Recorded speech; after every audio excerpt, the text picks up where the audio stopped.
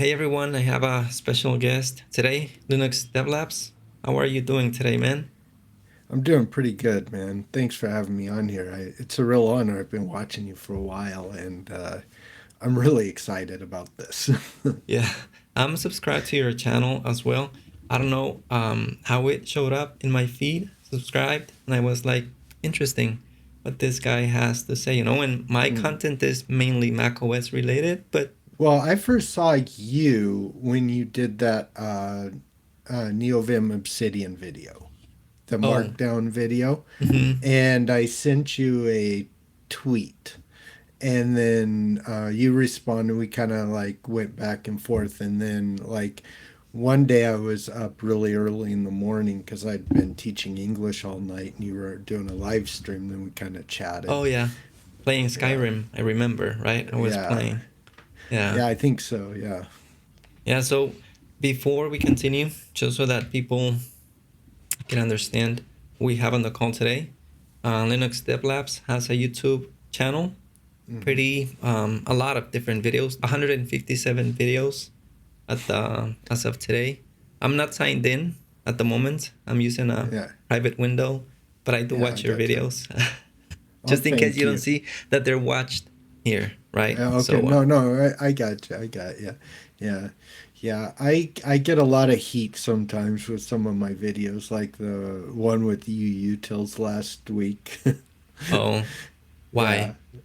Well, because like in the Linux movement, there's like a civil war going on Uh huh. between like the FSF Uh huh. and everyone else, basically. Uh And huh. the FSF, like they're very purist when it comes to like open source. So it's like the only way you could actually have a respect open source the way that GPL3 had it intended, or the FSF had it intended, is like to have a 14-year-old laptop, basically. And like, because the hardware won't work. You won't have like NVIDIA drivers, you won't have anything. And so a lot of people they have a lot of disagreements with that.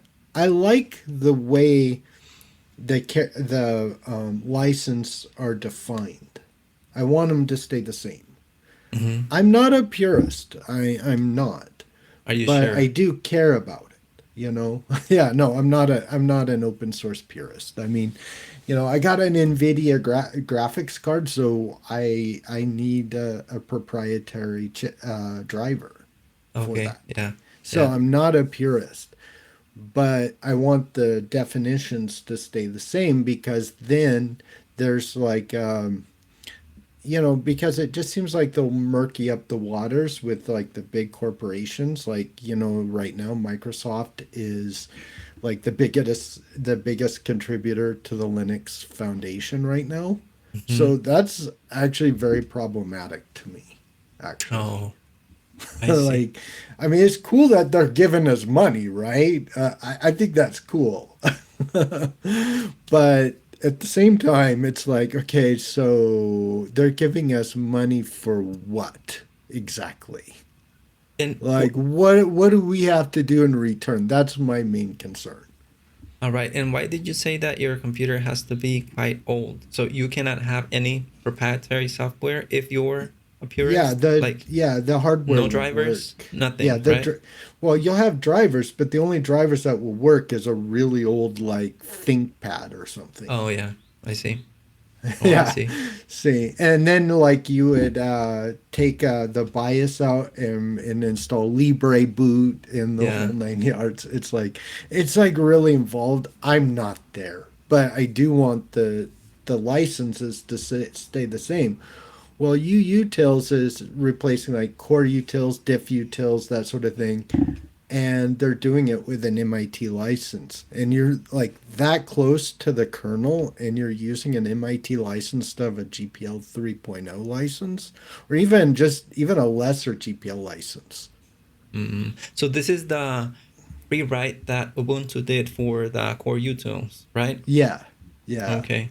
So community is not into that, or you're basically not into that, right? No, I'm not. Not at all. That I just like I said in the video, I smell a rat.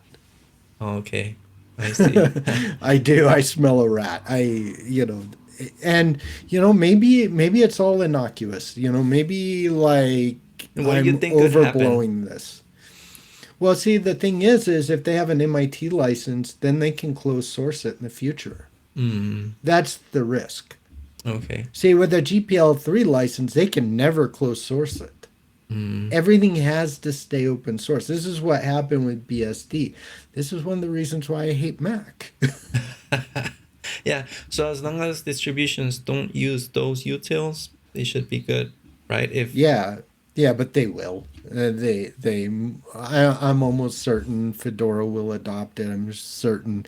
I don't know. OpenSUSE is iffy. Arch is kind of iffy. Debian, maybe.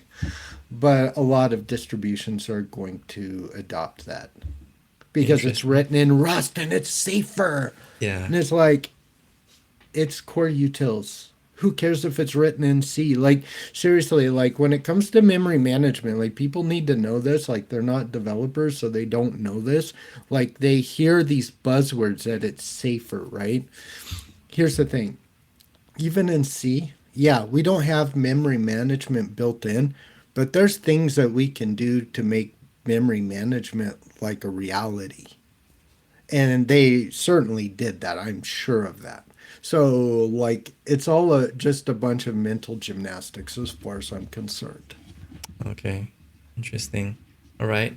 We jumped into topics already, and Yeah, shooting, shots fired already. yeah, yeah, yeah.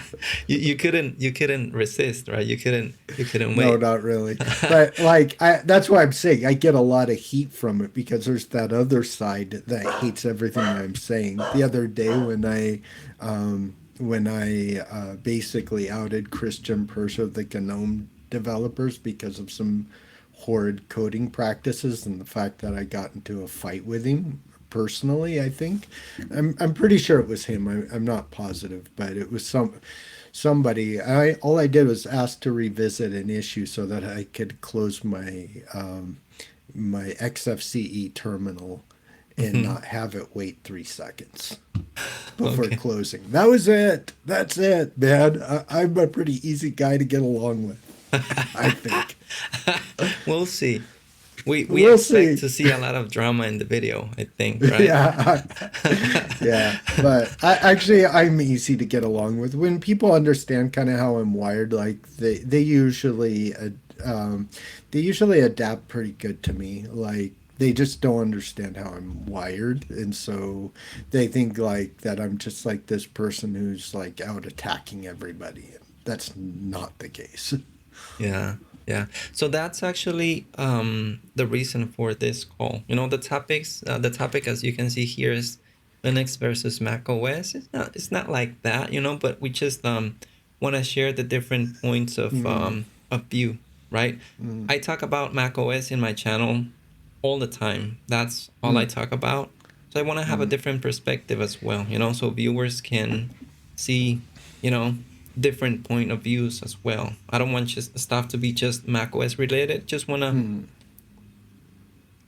hear what other people have to say and learn, of course, right? Hmm. Yeah. Yeah, no, for sure. I actually appreciate that. Like anybody who will take the time to like talk with me for an hour, I totally appreciate that. Yeah. Yeah, no, thanks to you for coming, man. Thanks to you for Oh, I coming. would I would have done that any day of the week. Yeah, absolutely. All right, so we already saw where we can find you. I already shared your Yeah. YouTube channel. You want to Yeah. share a little bit more about you, who you are, all that stuff? Anything you want to share? Yeah, sure. So, anyway, my name is Shasten. I grew up in Alaska. And when I was about 20 years old, I went to trade school. And in trade school, I kind of started learning Spanish. And then a couple of years later, I ended up moving to Mexico. And I worked both as like a web developer slash sysadmin, and I also teach English at night at All work. right. All right. And how long have you been living in Mexico, and why? Like people's after the American dream. Were you after the Mexican dream or something, or? What happened there? That's a good question. So I think I was up for like an adventure because like when I was younger, I literally was like hell on wheels, right? Like as a teenager, I was into drugs and alcohol and stuff, and I needed to kind of reinvent myself. And when I went to and this is probably the part that, when I went to trade school, my best friend was an ex-gang leader, and he became a Christian. And Mm-hmm. he took me to the Spanish speaking church. And that was my exposure to the whole Spanish speaking world Mm-hmm. initially. I had very little exposure to anything Spanish related. Mm-hmm. And so, anyway, I learned to read Spanish really quick, like back in the day. Like this is before maybe some of your viewers were even alive, but that we used to have what were called overhead projectors, right? You would put like this little clear piece of paper or clear plastic thing on the projector and it would project it on the wall. And so they would like sing their Spanish songs and I would sit there and read them. And then I learned to pronounce like the words and then I realized I'm not that bad at pronouncing the words. And then it was kind of funny because then after that, I started trying to learn to speak Spanish. And so I was like, okay, so I'll take all the words I know in English, I'll learn them in Spanish, and I'll try and say them like I would say them in English. Mm-hmm. Except that doesn't exactly work. Yeah. And so I found out really quickly. And then I realized really early on, too, that if I spoke Spanish, I actually learned way more than if I was sitting there in a book. Yeah, So and I learn. Yeah. spoke it as often as possible. And so then for about like 2 or 3 years, I was like really into it. And, I was kind of basically like raised I guess what you would call white trash. So this was something new for me, and it was like it would like bump me up a little bit above like the proverbial white trash, so to speak. Oh, I see. And you moved to Mexico then at around Mhm. your 20s, something like that, right? Yeah, I was 23 when I arrived in Mexico. Oh, yeah. I met my wife right before I turned 24. Oh, okay. Um, we got married the following year. Mm-hmm. That was a whole interesting thing, like the whole like cross cultures and things like that. It was really interesting. It's Yeah. an eye opening, Did you get used to but Mexican food already? Spicy oh, stuff, or you don't like it? absolutely. Oh You like yeah, beans? yeah, yeah. Refried beans. Yeah, Yeah. I'll take. Yeah, yeah. Like eating like pozole or like carnitas or something like that. Yeah, I really like. I have to have something like that, like at least once a week. And whenever I go back to the States, I like eat the food. Like I'll go to a restaurant and eat the food, and the food's just bland. It's just like, I can't. I like after about 2 weeks, I gotta go home, man. I'm like, I'm hating this. Yeah. So you're used to Even Mexico. yeah, even when I'm like, it's funny. Like people, and maybe you'll see why. Kind of your viewers might see why I'm a little opinionated. But even when I'm in the line waiting to go through customs, like I have like like this jerk, like something's jerking me back to just turn and walk 180 degrees the other way. Uh-huh. Because it's just, there's like this unspoken thing. I was like, I don't like this.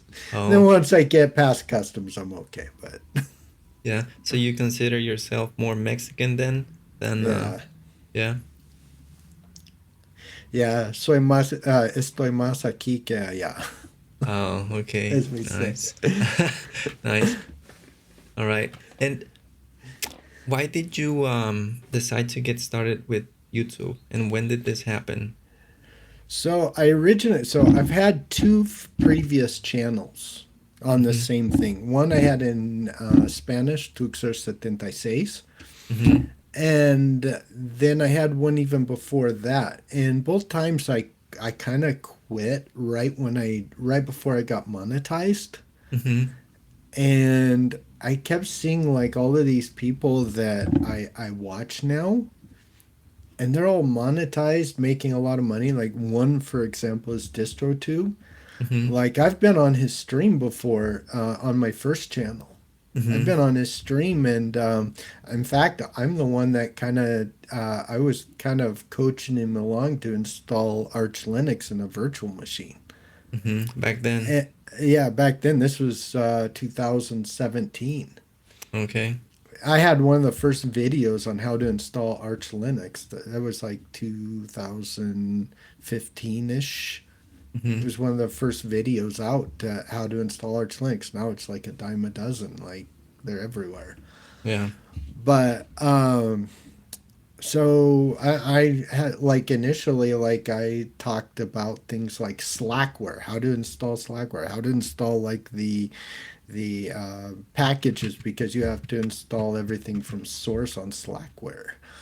Mm-hmm. And yeah, it's just yeah, it's kind of it so I just quit. Oh. And I was like, so when I started learning development, I was like, well, there's two things, man. Like, one, this is kind of a resume. I am showing people some things that I know. Okay. Yeah. Yep. And the other part is, I'm kind of creating a brand for myself. Kind of like you're creating a brand for yourself, right? With the whole neovim, tmux, browser space. You're Yeah. creating a real niche, I think. Yeah. A name for yourself, right? Just Yeah, something. I don't know where it's going, but we'll see what happens in a few years, right? So yeah. all right, interesting. And Yeah, you you'll had go a down the rabbit hole and get into Emacs or something. yeah, I already did. Yesterday I recorded a video with Josh. Oh yeah? Emacs, the second video that I recorded about Emacs, he helped me Mm, go through org mode and stuff. uh, So yeah. I Oh just want to have wow. a different perspective as well. It's not doesn't have to be just neovim. I want to see Mm, what's out there, see what I like the best, and just share it with people. mm. Yeah, yeah. And you had a different name on your YouTube channel, right? Why did you change it? Oh right. So yeah. I so like that was kind of a kind of a squirrely deal. I thought about Tinkerbell Linux, and I didn't know that Tinkerbell had been had a copyright on it, Oh, okay, okay, and so I was kind of forced to change. okay. Long story Yeah, short, then. Okay, yeah. okay. Yeah, you live and learn. I actually thought it was fairly innocuous what I was doing. I thought it was really obvious, but and the other thing was is I tried for a couple of videos. I just wanted to see how it would take if I did like animation type, like cartoon character type Mm-hmm. characters and then just like tell a story behind it, and some people got it and thought it was really funny and Mm-hmm. others didn't get it so much. Okay. But my watch time went way down, and although there was like three or four people going, man, that was so funny, I can't believe you did that. Yeah, but Yeah, most didn't like it. Okay, I see. yeah, yeah, Interesting. so So I this is just yeah, it's Linux Dev Labs now, right? yeah, yes. All right, all right. And okay, so would you mind sharing two of your favorite music bands just to know you a little bit more on that side? Well, I'm an 80s kid and grew up in the like stoner era, so Metallica has to be there. Uh-huh. um, you know, I'm a big fan of Ozzy, like when Randy Rhoads was around, Oh, but yeah. that just like two albums, so like Ozzy doesn't really. I'm not a big fan of like Zach Wild that much. Like he You're had a not couple good songs, but no, not really. What's the name Uh, of the song Ozzy and Randy Rhoads? I remember his guitar, black guitar Mr. with white dots. Crowley. Mr. Crowley, yeah, wonderful solo, man.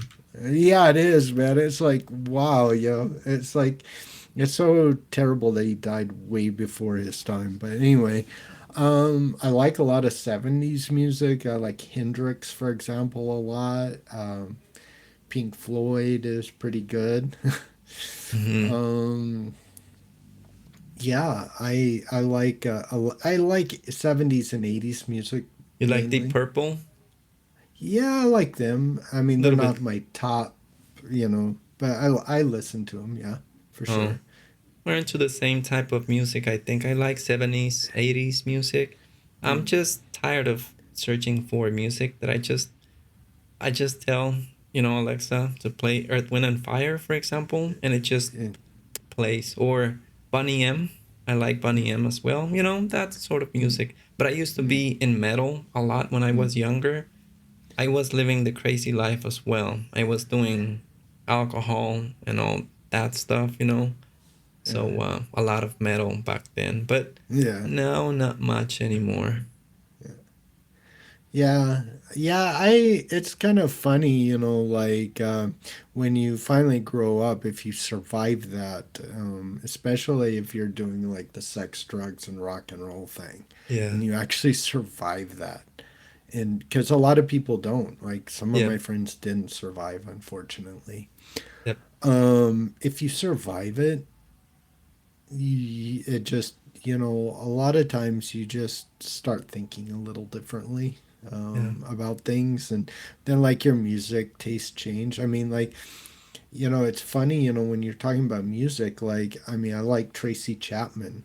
Like she is so awesome. She has like this voice that her like nothing on the guitar really like stands out to me. I'm not like, hey, but that voice is something special. Like you're like, Hmm. okay, you know, um, and sometimes like when I'm coding or when I'm, working on my computer, a lot of times, what I will just listen to like jazz music or blues or something like that. Yeah.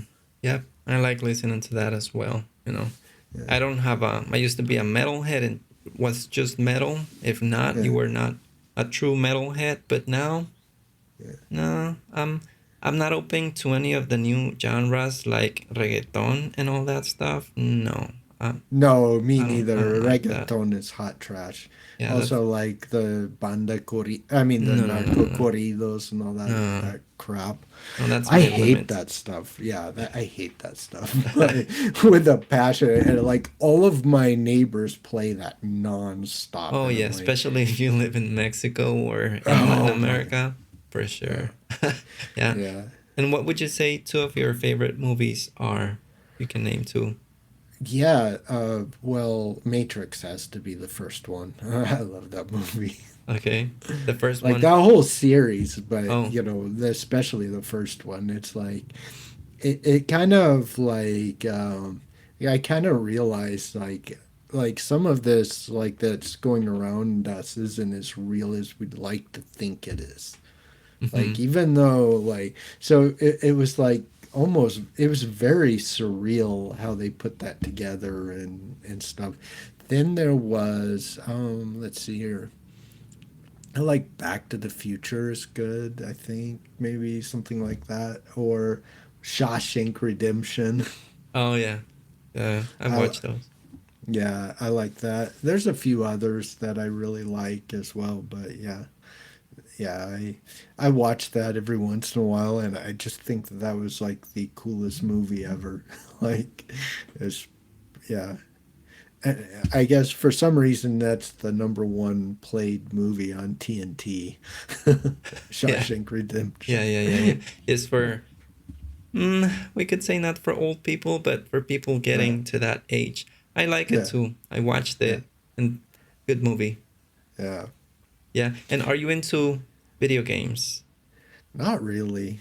No? I sometimes play like a little bit of video games on my live stream sometimes, very rarely. Mm-hmm. But every once in a while, like I've been kind of thinking like doing my live streams, maybe I should play a few more video games, but I'm not like a big video game person. And the reason why is like a lot of the shooter games, those would probably be the ones I would like. They make me dizzy. Yeah. They make me Yeah. motion sick, man. Like, because I don't have any control over the movements. I Uh-huh. still haven't figured it out. Yeah, So yeah, yeah, yeah, yeah, yeah, yeah. I get it. Yeah. yeah, I get motion sick, and I'm like, yeah, I don't want to do that for a while. And then I I get get, the great idea that I want to try it again, and I get motion sickness again. and you're just saying, no, it's not for me anymore. Yeah, yeah. I mean, I know people that are my age. How old are you, by the way, if you want to share that? No, not a problem. 49.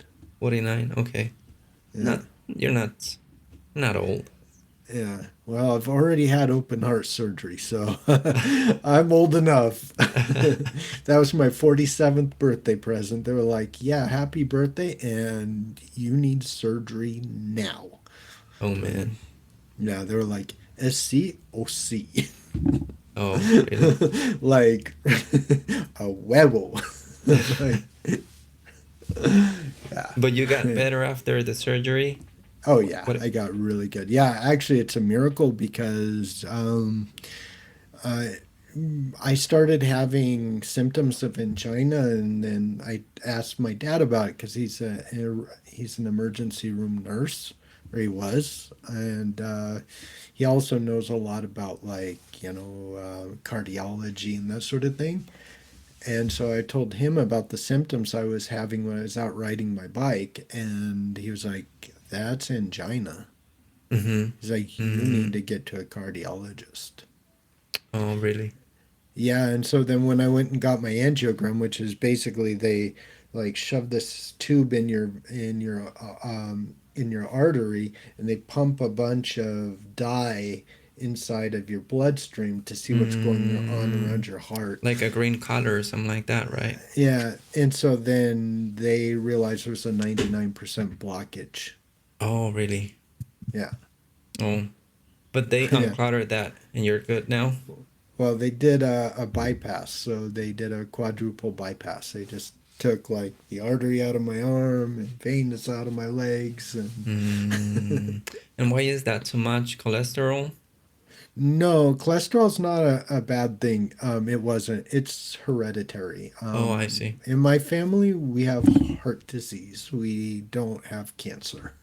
Oh, heart disease. Like Okay. it's like pretty much everyone in my family, my both of my grandfathers, for example, had heart disease. Okay. My grandfather on my mom's side,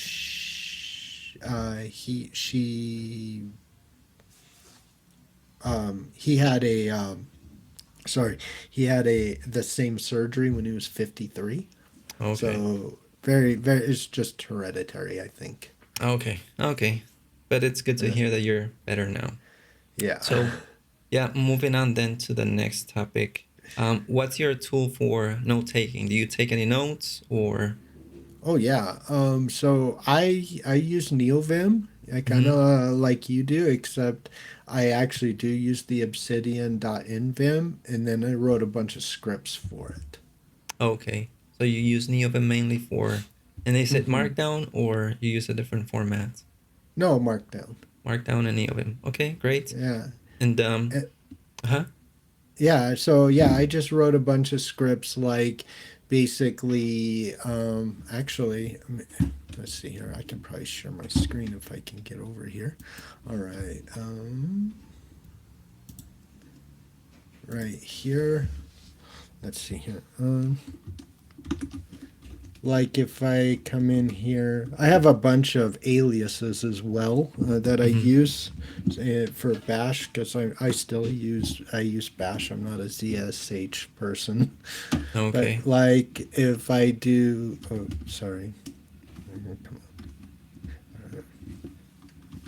All right, if I do like this, I can write a new note, and so now I have like, say I wanted to write if I can see, pithy notes, and then I come in here. I got a bunch of stuff here. I usually just delete this stuff, but like I have the tags here, so I can have my pithy tags, And so then later on, when I want to, let's see if this will work. It won't work because there's something going on here.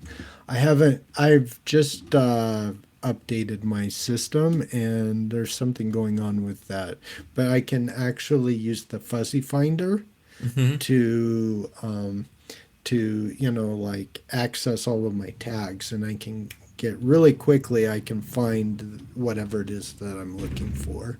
And I have a lot of other scripts, like I have scripts for like like it will list all of the header 1 and header 2 like in a preview on the top when I'm Okay. done Okay. writing my notes and things like that. I have a lot of that kind of stuff.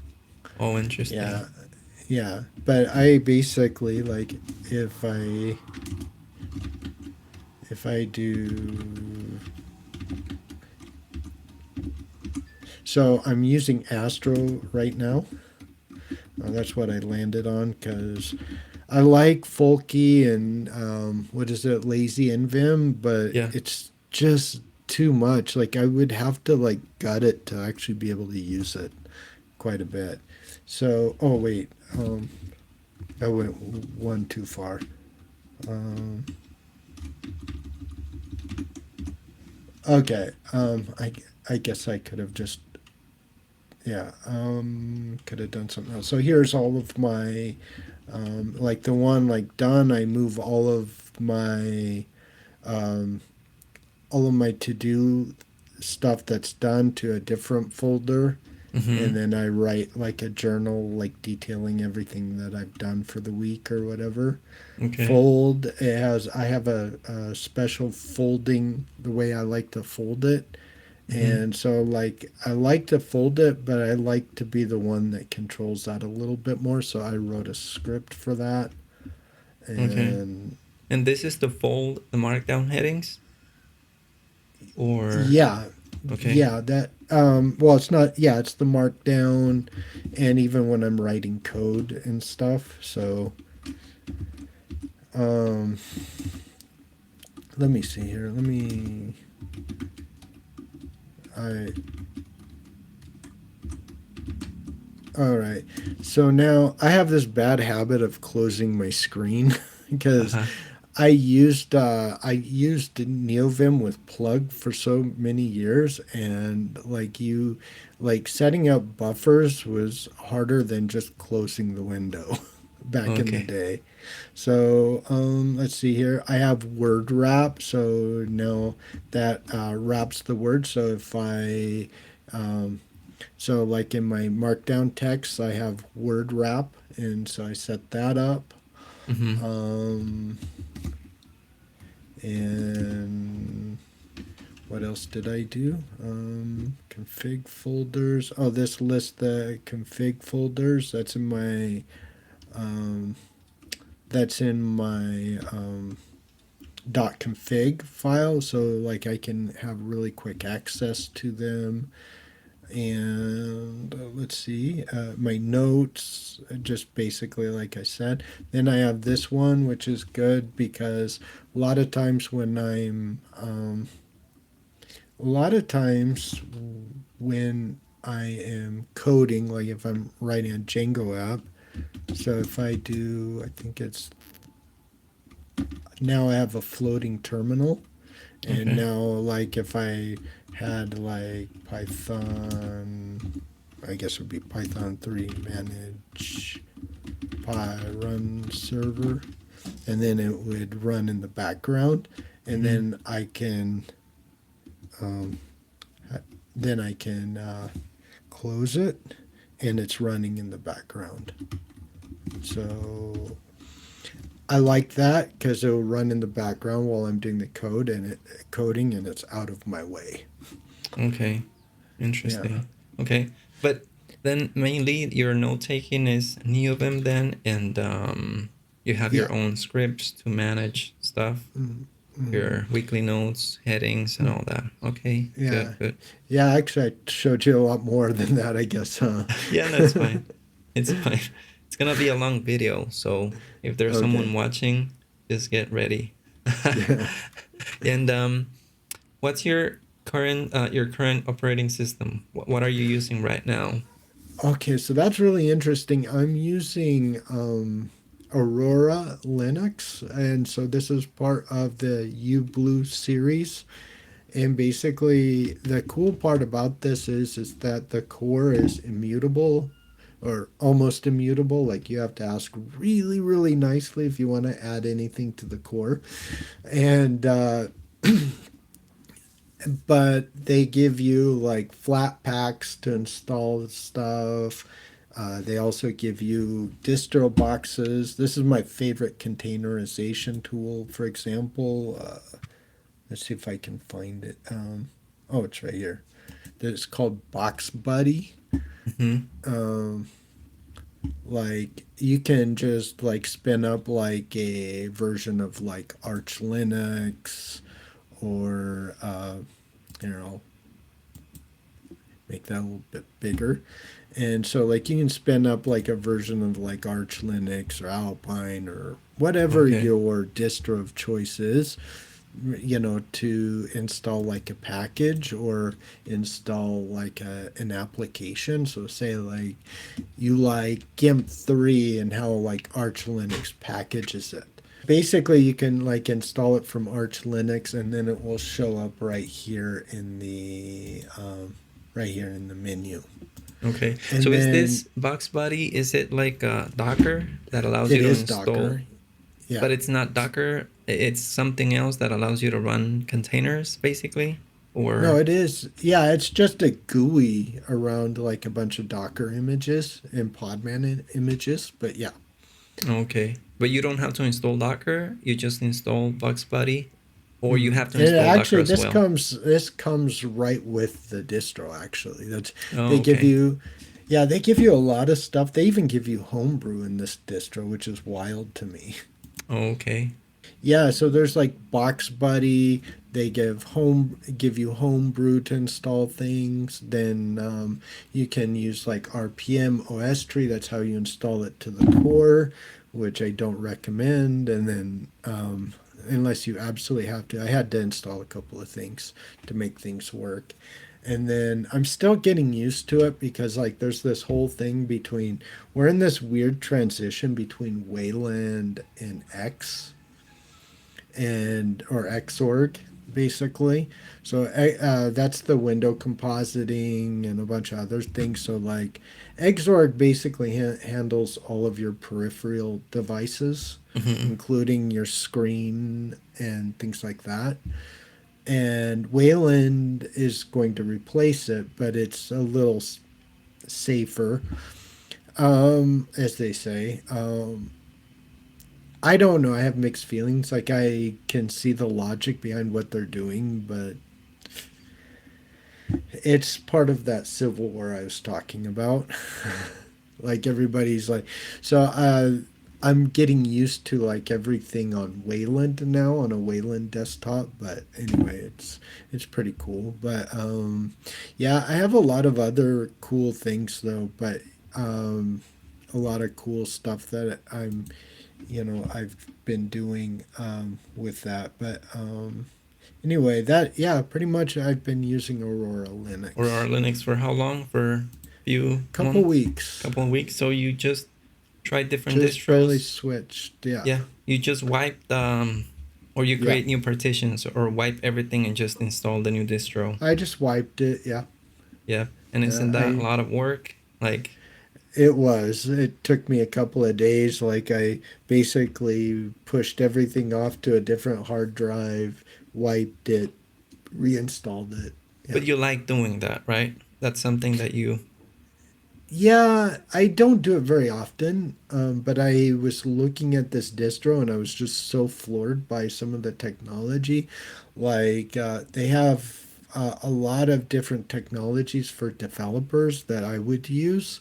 So I said, I gotta try this out. And I think this is the future of Linux because this distro is cloud native. You as a Kubernetes guy, you'll understand this, but like when I want to change like a desktop environment or change like fundamentally change the system, I do it through a Docker image.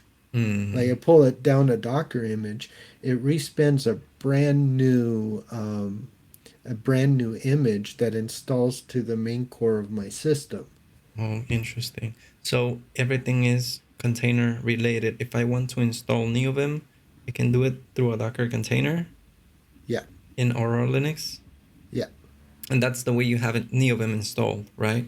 I think so, yeah. I think Okay. actually I used Homebrew to install neovim, but Okay. But there are multiple containers that you can install yes. directly and the apps run and they work fine, right? Yeah, yeah.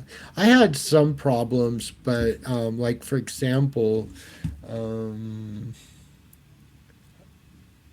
let's see here. So that's like the main goal of this distribution to have stuff containerized, right? Yes, Instead of flat packs, I think they're called, right? And I don't know, the traditional way of installing packages, you do it as containers. yes, I like that yeah. idea. I do too. I like the idea in theory, but it kind of ties your hands a little bit. Yeah. So like there's one other thing about like in my neovim configuration, it took me forever to figure this out. So I'll show it really quick. Oh no.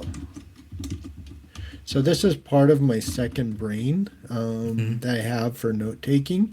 I have another cool thing that I set up, and I actually have to get my arch box. I forgot. Uh, this one was hard to figure out for me. So you just start a container that is running Arch. So you're Yeah, basically running Arch as a container in yeah, your computer, right? yeah, Okay, got it. yeah.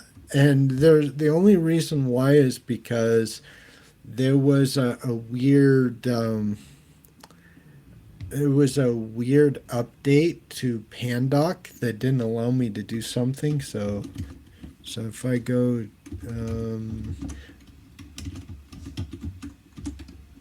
can everybody see that, Yep. or do I need to make? Okay, No, good. yeah.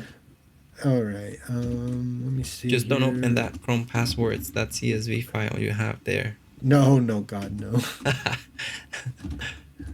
Yeah, I had to. Yeah, that was a whole nother thing. So, say I want to. I can go. Okay, I'm gonna open something up. I don't know what I got here. So if I hit F4, so now if I hit F4, I have, and this actually is very handy.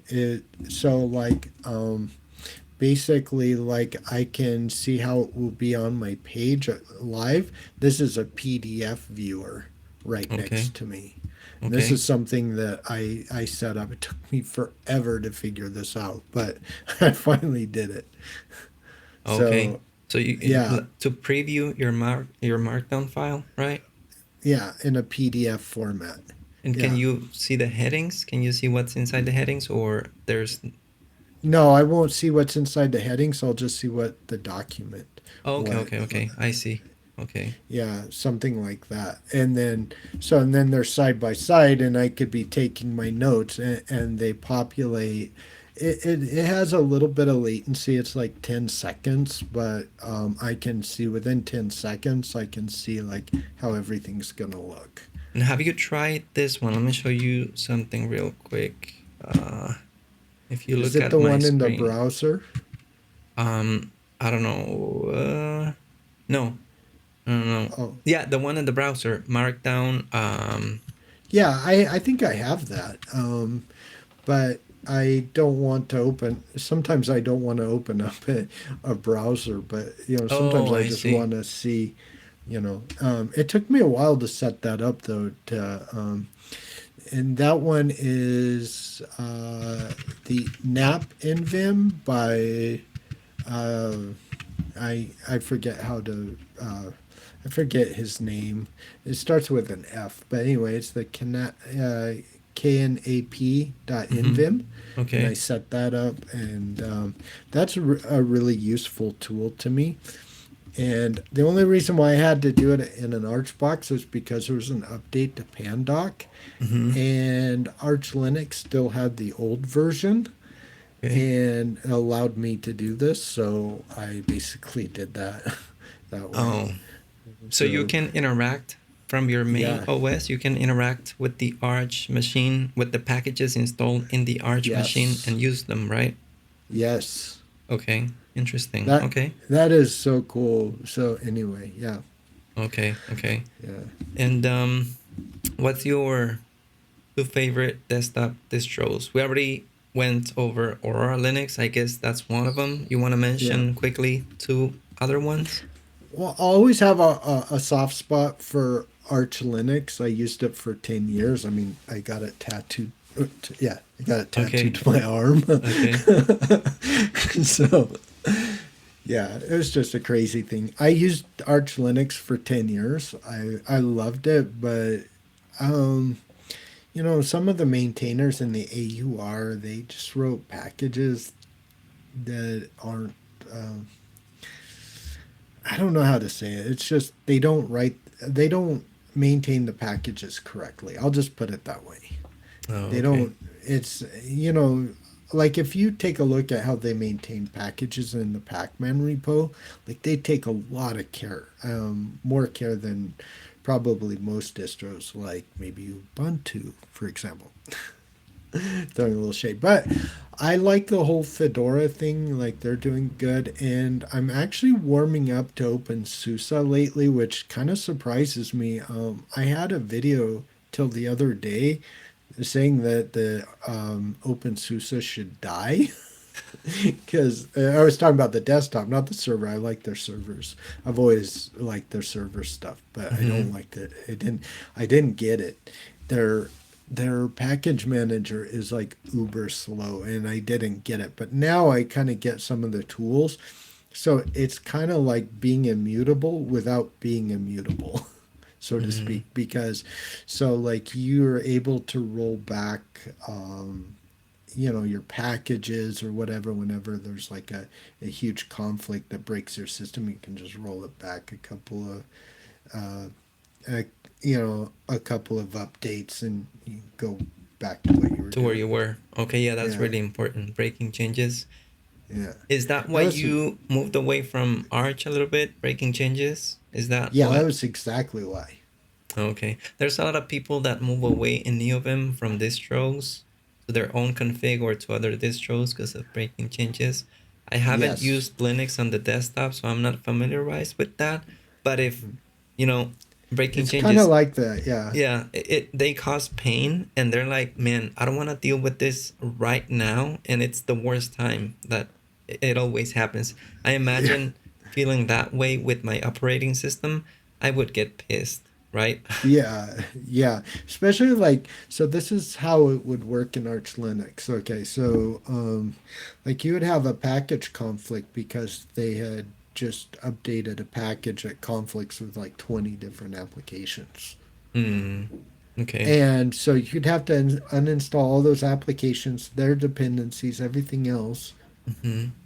do the update, and then reinstall all of The those things back. applications. Oh, God. Yeah, that was a little like, and sometimes I wouldn't be able to do it. And now they've since allowed you to update the Pac-Man keys and just do your update from there. But Hmm. before, I tried that a couple of times and it didn't really work for me. But I think a lot of people are saying that that's working right now. So Hmm. I don't know. I don't use Arch enough to really care about it. Okay. And there's rumors out there that you're gonna get uh an Apple logo on the other arm after this call. Mm, yeah, if hell freezes over. Oh man, I just like So playing. there's like three things. So my first distro that I installed was Gentoo Linux. Mm-hmm. I installed it on an iMac G5. Mm-hmm. And the reason why is because I got a half an upgrade. So that came with Leopard, Mm-hmm. and then it would upgrade to Snow Leopard. But this was right before they went to the Intel chips. Okay. So nothing would install in Mm-hmm. Snow Leopard. So I didn't get any upgrades really. Mm-hmm. And I needed my computer. So I was like, well, at least like give me a browser and some stuff. So you have to get past that wonky bootloader.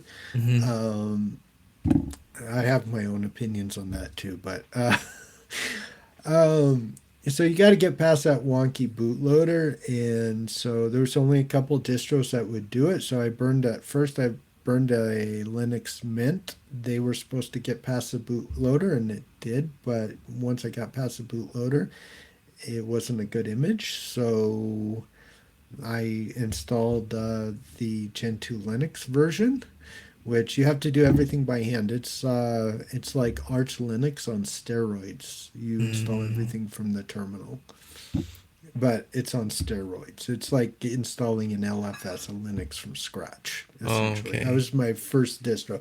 Took me like 3 weeks. Like I don't know how many times I went through the installation and redid it. It took me a long time, but Sounds I finally painful. got it. It Yeah. was. I was like, wow. So that kind of rubbed me the wrong way that they would release a machine knowing that they were going to a different chip and that they weren't going to have any updates, because normally with Macintosh, I've used Mac since 1983 with Mm-hmm. the Apple IIc. I'm very familiar with Mac. Mm-hmm. Okay, I'm very familiar with the way they do things and everything else, but you normally get updates. You can upgrade. Like if like I had, what was it, the G3 laptop. Mm-hmm. I got upgrades from OS X 10.1 to 10.6, for example. This is which was what, Snow Leopard, I think it was, I have no 10.6. idea about the numbers. I don't even know what number the current one that I'm using right now is. It's Wow. Sequoia. I don't And know the yeah, number. yeah. And so then there was another issue. My dad. Mm-hmm. I detailed this in a video of why Oh, I Mac watched sucked. that one. Yeah. My dad had thousands and thousands of dollars worth of music that they just took out of iTunes that he had uploaded. Uh-huh. And when he called him about it, it's like, oh, well, you don't own the software. Okay, no warning. No, hey, get your stuff off iTunes so that, because we're going to take it off. No, Uh-huh. just, hey, let's just cost you thousands of dollars. They could have cared less. Oh, I see. So he had his songs in iTunes there. Yeah, he had So iTunes does not thousands. exist anymore. I think it's the music app Or or it's something, right? music app, but yeah, but I But mean, it's not compatible anymore with yes. iTunes. No, so like I don't remember. Okay, so I call it iTunes. It's music now, but that's what iTunes used to be, I Okay. guess. Yeah. All right. So yeah, I'm way back. Like you have to understand. I quit using Macintosh a long time ago, Mm-hmm. but I thought that was such a shit move that, and then after that, I read the history, like how, like the whole BSD thing, like how.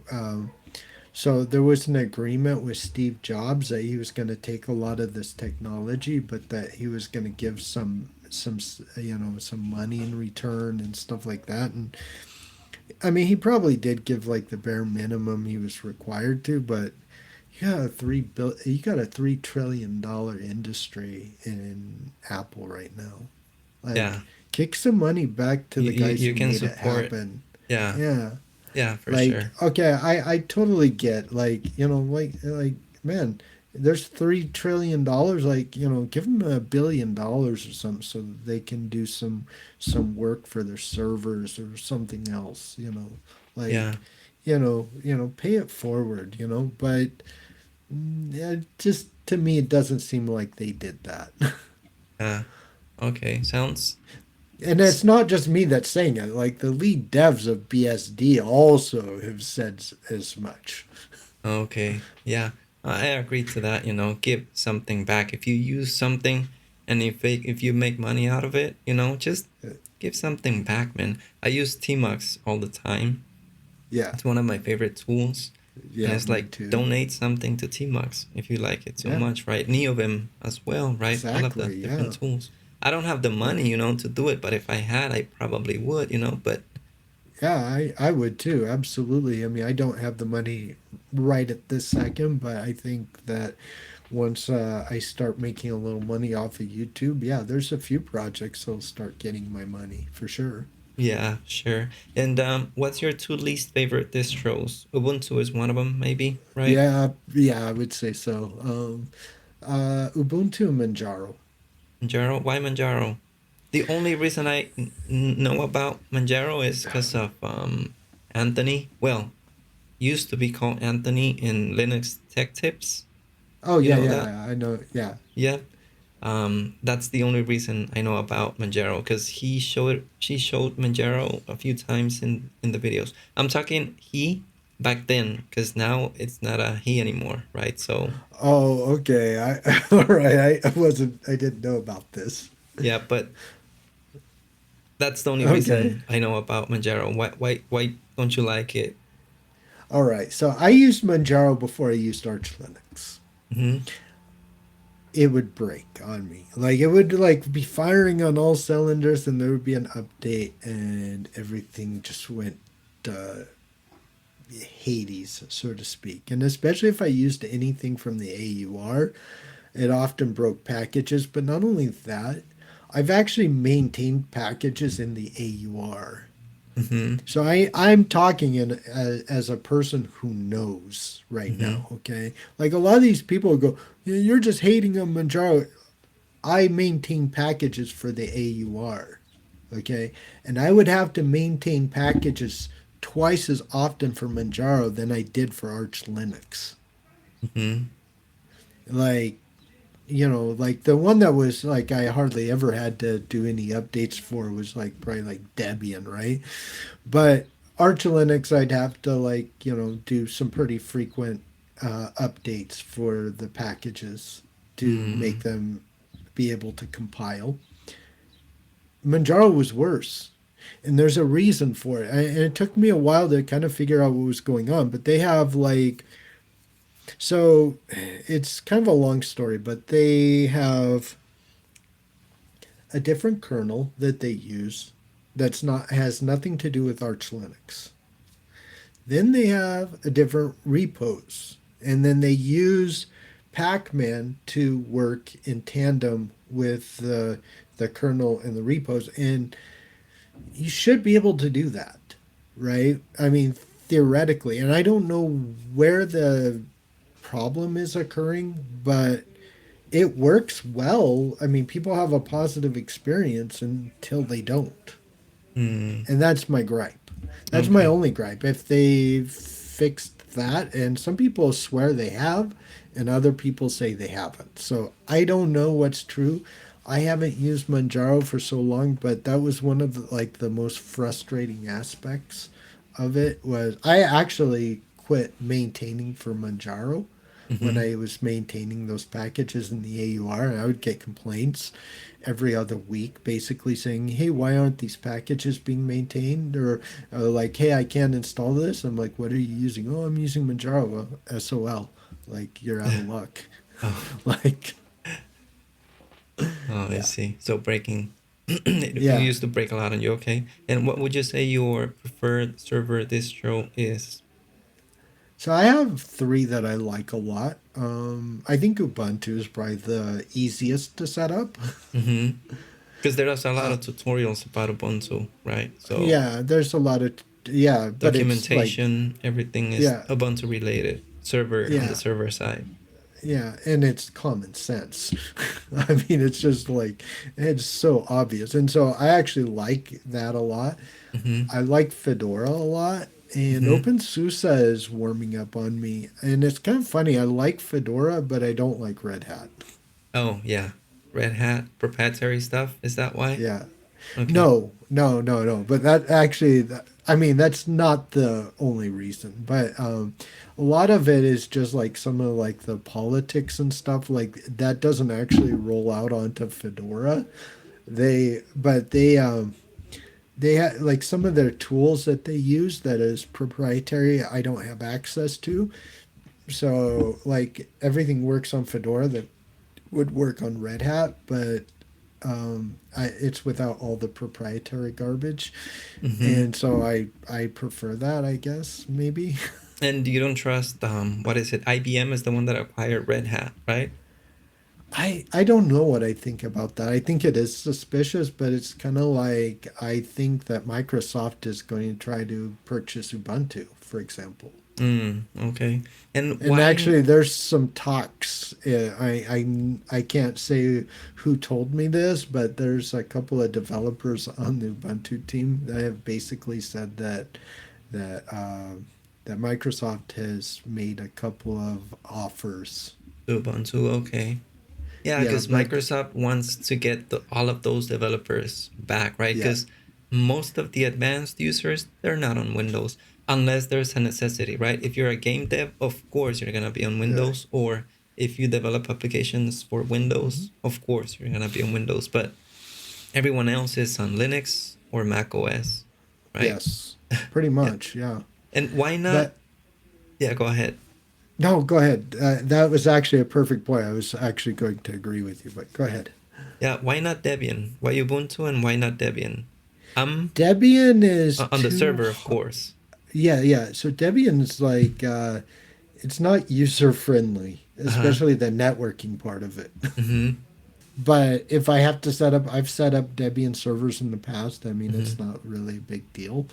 But yeah, I don't particularly like um, Debian for that matter. It's just there's Mm-hmm. like seriously, it's like installing like Linux from scratch almost. It seems like the networking part of it is what really gets me sometimes. Like there'll be something going on, I have to sit there and figure out. Sometimes it take me a couple of days to figure, something's going on with like the DNS server or something, and I gotta like hunt down what's going on. Where in like Ubuntu, it would have just done it This works. automatically. Yeah, Yeah. They have this network manager or something, right? I, yeah, I remember playing with Ubuntu, because that's what you start with, right? But right. I I don't know when it happened, and I was like, man, but why am I using Ubuntu if it comes from Debian? I just want to use, the chat of the distributions. I just don't wanna. I don't trust Canonical too much, and I'm like, well, I'm a Mac OS user, so I cannot say anything about that, because I don't don't take my word because I use Mac OS, but I don't know. I just decided I'm gonna use Ubuntu for Debian. I'm sorry for everything. So I just installed Debian in all of my servers. I run Kubernetes. I run Docker Hmm. Swarm. I run pretty advanced stuff, and it works just fine. It's stable, man. Oh Yeah. man, it. Yeah, my servers run for years. I never Hmm. have to touch them as long as I update them. Not even a single time I have had a breaking change on them. Right, so I don't know. I would like to see more Debian related stuff on the server side, of course, because I understand that for desktops, really old packages is what you're gonna get, unless you do flat packs. So I don't know. I don't know how that works, But on servers, I don't know what this thing is with Ubuntu and everyone switching to it. I just like to see more Debian. What are your thoughts on that? Yeah, I think if you had more people using Debian, that then they would roll out some changes probably to make it easier Hmm. and make it a little bit better. I mean, that's what happened with Arch Linux. It used to have like this wonky terminal install that everyone hated, and so then like a couple of people got together and goes, We could find like an automatic installer that we could write, and Oh somebody yeah, else said, "Hold my beer, we'll get a Calamari's installer," and so I think the same thing would happen. yeah, I honestly do. I mean, the same thing would happen with Gentoo, for that matter. Like if people were using it, people would update it, yeah, but no one's using it really, yeah. And other than finding for ultra secure. Yeah, and finding documentation for Debian as well, it's been a little bit tough for me, Oh but yeah. most of the big, stuff that I install, like Kubernetes, has a Debian specific section. They also have an Ubuntu section, but they always tend to have Debian, at least big stuff, but it's not as easy as to find documentation for Ubuntu. It's Mm. quite similar, right? Mm, yeah, yeah, it is. I mean, they use the apt package manager and Yeah, stuff, but a apt. lot of the tools, yeah, and don't get me. Actually, apt got a huge upgrade. Apt 3.0, it's coming out very soon, and supposedly it's a lot faster. I don't know Oh if yeah. that's true. And they have like now everything's color coordinated in the terminal, like all the text is color coordinated and Mm-hmm. stuff. So. So now it's more readable, supposedly. Yeah, and I just Yeah, I used don't. Debian on the terminal. I never install because when you get to the install section, you get the option to choose a desktop environment, right? Just Mhm. none, and I Oh just yeah. don't, yeah, and I just manage it that way. So it doesn't make a difference to me if it's Debian, Ubuntu, or what, because I'm just gonna be in the terminal. As long as the Mm. commands work for me, that's more than enough. And what are your thoughts on Mac OS? That's what we're here Okay, for. so like, I mean, I guess like if you're so the only thing that I would say about macOS that I don't personally like is the lack of customization Mm-hmm. options. Mm-hmm. Actually, if I can share my screen one more time, Yep. Let me let me share that. see. I gotta find it right here. I actually got something for you. Uh-huh. All right. So here I have, I'm using opensuse, but I'm using what's tiling window manager, spectrwm. Mm-hmm. Okay. Now, there's a thing in spectrwm that is really cool. We call it dmenu. So you probably see this menu at the top, right? So if I wanted to open up Firefox, boom, I can open up Firefox. That's not the cool part, though. Okay. So the cool part is if you're in so let me get into a terminal here. If you're into a terminal and you say echo, I think it's echo E, A, A, B, and C, like that, you can pipe this into D menu. You can see now you have a menu, Okay. right? Mm-hmm. Now you can do another thing. You can go echo E. You can do something like this. Wait, sorry. You can do something like that. To put it in separate lines. Right. You're following. Right.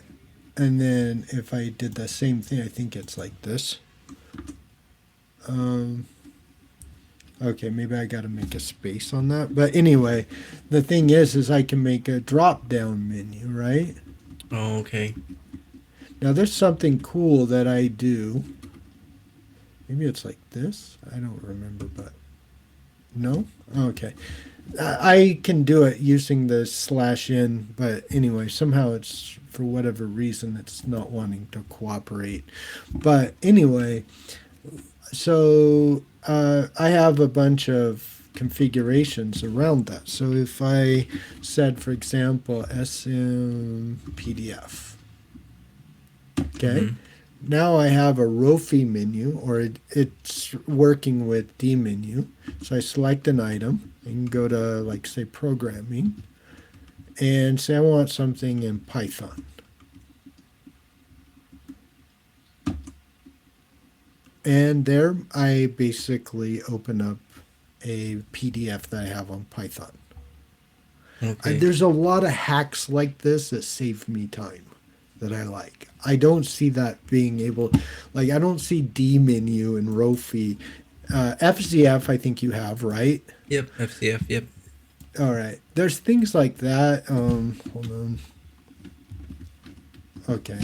There is, like, I have another one that is really cool. Um, So this so, is like like, to search in your file system, right? yeah, it just searches my PDF folder. So Okay. this one's, if I can type, man. Now this one searches man page. Mm-hmm. So say I wanted to search about XDO. I open it right here, Mm-hmm. and I have a PDF of my man page, and it's readable. Okay. Like, I don't know if you've experienced this where, like, the man page was totally unreadable. This is Yeah. in a very readable format. I open it through neovim. There's something that you do. I don't remember what I did, but I just opened man pages in neovim.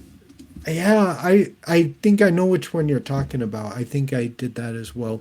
But anyway, there's things like that that I just think that with and I have, like, a bunch of, like, little hacks for the doing the same thing.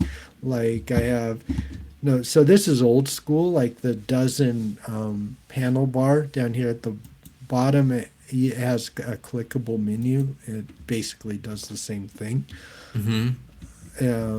I don't think I have Conky installed, but I can, like, launch my Conky and that sort of thing. But Mm-hmm. I see, like, a lot of those types of, hacks. I don't really see that you're able to do that is freely. Yeah. That's my only gripe about Mac Yeah. OS, exactly. So, Mm-hmm. like, I mean, your developers, you should be able to make your. I did another one. So, like, Rofi, dmenu, and FZF, they all work the same way. So I basically. Wait, sorry. They all work the same way, just so that I can show you. So I Mm-hmm. can. This is, like, works exactly the same way.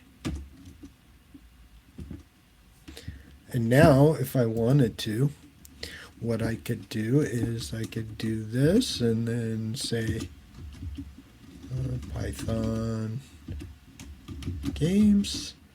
Go in here. There's my notes. Mm. Yeah. I do get the point, but it has changed because a lot of the Linux developers have migrated to macOS, and I think it's because of their jobs, right? I was Yeah. forced to use macOS at my job.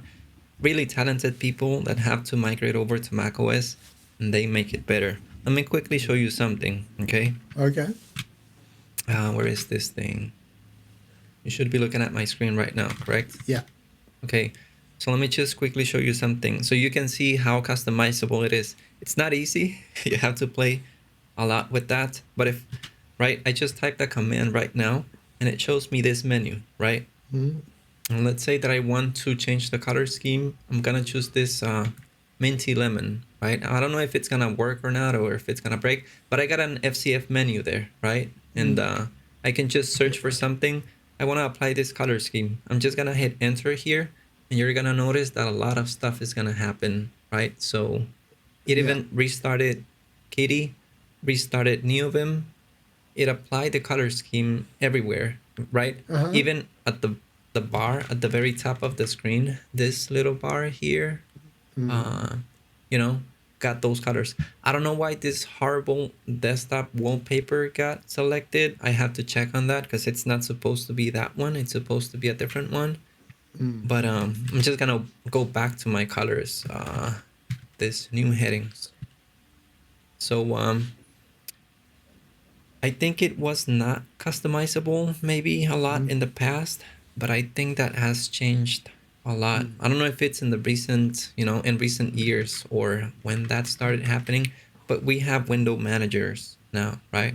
I use a window Yeah. manager to switch between stuff. It's not like Linux, it's not the best, but at least you get something and it gets the job done. Yeah, I get some time. I don't need like a bunch of bells and whistles with my tiling window manager. And in fact, if I didn't use the tiling window manager, I could kind of get by, I guess. But and the fact that you have FZF, I can probably do everything in Mac that I do on Linux. Like as far as my scripting, I could do pretty much all Yeah, of it, I think. everything that you can think of. All I Yeah. do in Mac I is wish they bash. had a D menu though. That changed my like when I realized that you could pipe things right in there and have like a drop down menu and basically have it do things and just Oh, basically have like a for loop saying, hey, when this is selected, do this. Um, oh, wow, that was really cool. Like I was like, and then you could do that. You could control like your, what music what song you wanted to listen to or something, or mhm. what playlist you wanted to listen to. It would be very easy. Yeah, Yeah. There's things this like other that. there's this other tool that Josh Medeski created. It's called Sesh. Let me show it to you real quick. I'm just gonna Okay. type a key on my keyboard. It's gonna bring up Sesh, right? So I can search through stuff in here, right? If I want to open Mm. a tmux session for one of these directories, I can. Or if I want to open, for example, my neovim keymaps file, this file, directly Mm. from here, right? Just gonna hit enter and it's going to open it, you know, as a tmux session. So like macOS by itself is trash, right? The tools that you get with macOS, I don't use basically. I just use the Unix part. I just use the Mm. terminal and all of the Mm. wonderful tools that a lot of people have created in the community. I think that's what makes it better now and that makes it a little bit more usable. But not the Yeah. things that come with macOS itself. I don't think I use any of those. I don't use macOS the regular way, like a normal user would. Right. No, I gotcha. Yeah. Yeah, and I have friends that are kind of that way. And like, even though they totally screwed my dad over, like with his music, he hasn't stopped using Mac OS. Like, Yeah, he that's the just bought thing. a new M1 or M2 box. Uh-huh. It's like, okay. Um, it's really funny. I think that like some of the ARM technology is really cool. I've got my eye on it. Yeah. I'm waiting for it to come over to To like the the Linux side. Windows, well, the Yeah. Windows side, so I can install Linux on it. Yeah, yeah, yeah. Yeah. I've thought about that too. If I ever install a Linux distribution, it will be on ARM. Why? Because the battery lasts so long, man. The battery Yeah. on these computers, I don't know. I unplug it and I can use it for 8, 10 hours without any issue. So if that migrates over to Windows and Linux is, developed for that and it Yeah. works fine, would be quite interesting what you can do with it. Yeah. Yeah, no, for sure. And like I said, I don't have like, I don't hate Macintosh as much as I hate Windows. Okay. I'm just saying. I mean, I think they're all about the money at the end of the day and they're a Yeah. little greedy, Yeah. but um, do I hate them? No.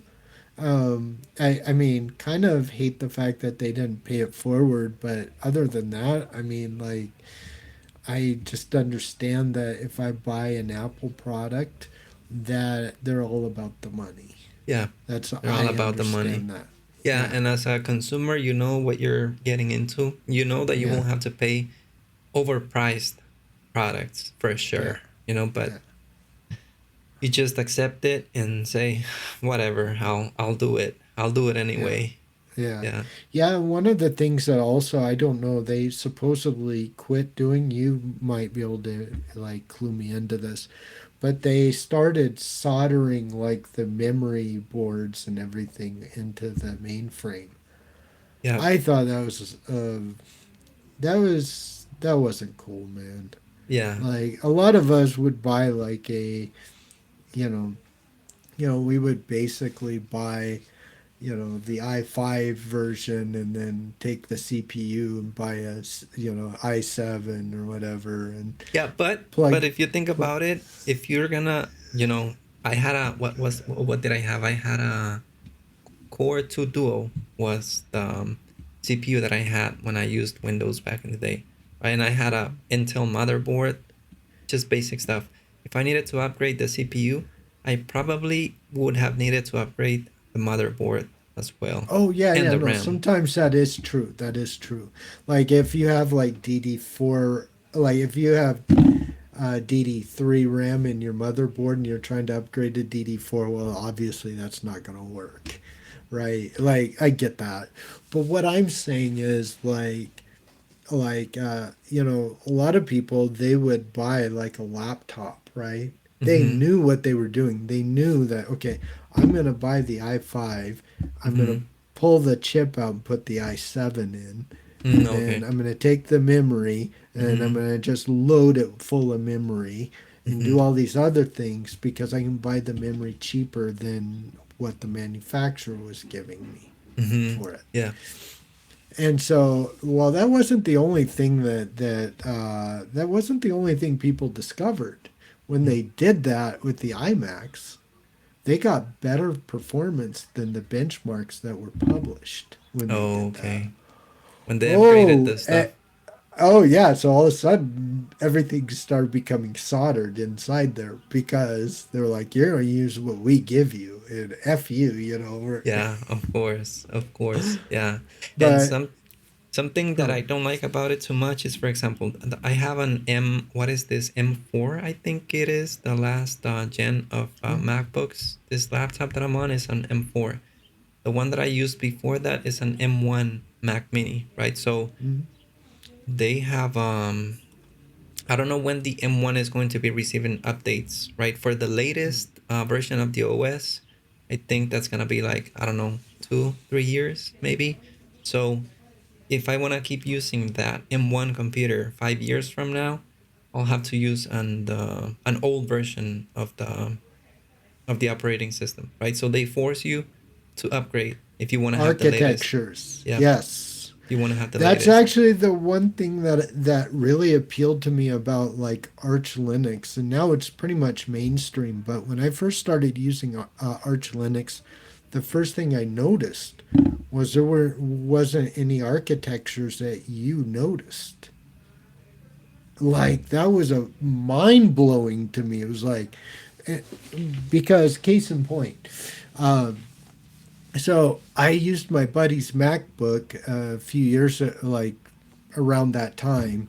It was a few months before that, I remember, and I was just trying to find like some free software to burn an ISO image onto my Mm-hmm. thumb drive. Alcohol, or what was it? Nero was in Windows, back in Windows. You remember? Yeah, this was Mac, Oh, Mac. Okay. Okay. and I couldn't like I would find like a free and open source version, and to burn an ISO image onto my thumb drive, it wouldn't work because it would be the wrong architecture. And Mm. this kept happening over and over. I finally just gave up. I figured out another way to do it without the Mac. Obviously, that Mm-hmm. was so frustrating. I wasted 2 hours of my time. I'm like, never again. But when I first started using, and Ubuntu kind of had the same problem where like if you had like 1204, whatever the that version was, I can't even remember now, but like the 1204, like, but you wanted to install something for you had 1404, you couldn't install the software from 1204 from that repository. Mm-hmm. And so a lot of times like you would have to add a repo from like 1404. Well, if it Mm. wasn't available, there's all kinds of hoops, and it was like all these architectures where it was like in Arch Linux, it was just like, oh, well, just use Pacman. Mm-hmm. I mean, that was such a revelation to me.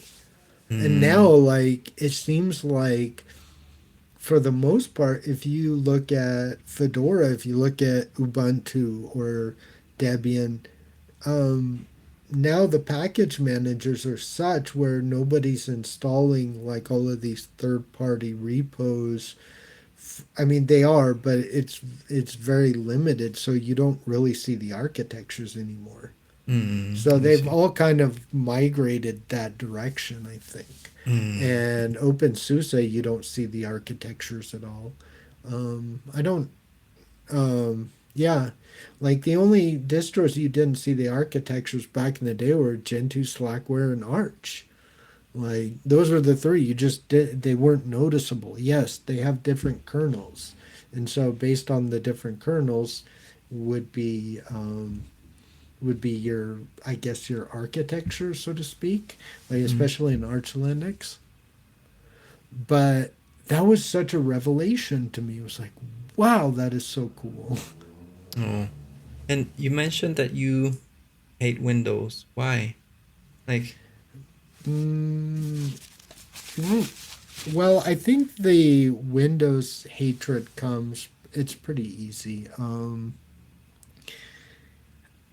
In order to like, they don't allow you to see what's going on under the hood, right? mm-hmm. I think that Mac, for the most part, kind of lets you see what's going on under the hood. Even if they don't allow you to see all the proprietary code, you get a pretty good sense of what goes on under the hood. Not so with Windows. Not unless you take all these really expensive classes and everything else. And then you start learning about their ecosystem and then learning the way that they do things. Could I like Windows if I took all those expensive classes? Maybe. But I can't, it's not clear as day what's going on under the hood. And the other thing is, you can't customize it. Like Windows 11, I could show you. You can't put like without like having like an older, like installing software for the older panel and a bunch of other hacks. You can't put the panel at the top. You can't have any kind of customization. You can't alter the size of the panel. Mm-hmm. Like, really? Yeah. Really? Like, that's where we're going with this? Like, you have zero choice? It's like, and not only that, they copied the Plasma desktop from Linux. If you take a look at Windows 11 and the Plasma 5 desktop, they're almost identical. Oh, I see. Okay. Yeah. Yeah, it was complete plagiarism. And the only reason they didn't get sued is probably because they're the biggest contributor to the Linux kernel. Mm. Okay. Yeah. My reasons for not liking Windows. I don't like Windows. I used Windows all my life, and then I switched to Mac. But when I switched to Mac, I met, Unix. So I spend most of my day in the terminal, Mm-hmm. typing commands, doing stuff always in the terminal. Windows and their, yeah, DOS, Yeah, their MS PowerShell, DOS. MS Yeah, DOS PowerShell. yeah, I I don't like it. I don't like it at all. yeah. It's MS DOS is like ancient technology. The PowerShell's more modern. Yeah, yeah, I don't yeah. like They PowerShell don't use either. DOS anymore. Yeah, I don't But yeah, I like. agree with you. So yeah, I didn't get used to it in the terminal. Applications. If you game, of course, if you play games, well, I'm gonna start a debate maybe with you because you're fully Linux. But if you game, I would personally say just go with Windows. Don't complicate things. Um, 5 years ago, I probably would agree, but right now, like you have a lot of um, a lot of advancements in the world of gaming for Mm-hmm. Linux. So much so, like if you take a look at Bazzite, which is the same project that from the distro that I'm using right now, the Aurora Linux, the Bazzite. Oh man, it comes loaded like optimization for like Nvidia, AMD, whatever. Like you can overclock your graphics cards and all this stuff Mm-hmm. and like a lot of this stuff comes pretty much right out of the box. What is it called? You said bassite? Bazzite, Bazzite. Okay, this thing. Yeah. Yeah, that is like anybody who's a gamer, they should be looking at this. So this is like a distro from the same team that created Does this you Aurora? believe? Yeah. Yes. Okay. So that is like optimized for gaming, right? You don't have to Yes. jump through a bunch of hoops. You just install it and things are going to be easier for you if you're into gaming. Yes. Interesting. I Yeah. didn't know that. Yeah, when I was looking at that, I'm not a big gamer, but man, I saw that. In fact, I'm actually kind of like wanting to do that for music because I sometimes record my own music and I use a lot of stuff. Now, in years past, I would use AV Linux through a virtual machine. So I want to just set up my own distro, immutable distro that doesn't change, and Mm-hmm. have like a low latency kernel and a bunch of other stuff, and just have it, and then have like my developer stuff and all this other stuff, and then I can do everything I want to on the same computer, basically. And how do you do music on Linux now? Like, what do you do? Ardour is like the like I love this. It's called Ardour, Mm-hmm. Ardour. Let me pull it up. I think I've heard about it because that's one of the Yeah, other things that got me into macOS as well. Okay, so it's like a yeah, DAW, right? yeah. A It DAW. is a DAW, yeah, Okay, but I it's think I've seen it. really good. It takes a while to get used to. I haven't been playing around with it for a while, but I used to use what's called AV Linux because all the music stuff, and then they would just like freeze the kernel, like the updates, so it Mm-hmm. wouldn't update, so it wouldn't break like the packages or anything. Mm, And so I'm thinking I could do the same thing here mm, but with a like a ublue type thing. I could use like all of his stuff, and I would probably bring him in at that point. I'd be like, "Hey, dude, I can do what you've been trying to do for the last 10 years, but this is this your system will never break. It'll just stay the mm. same forever."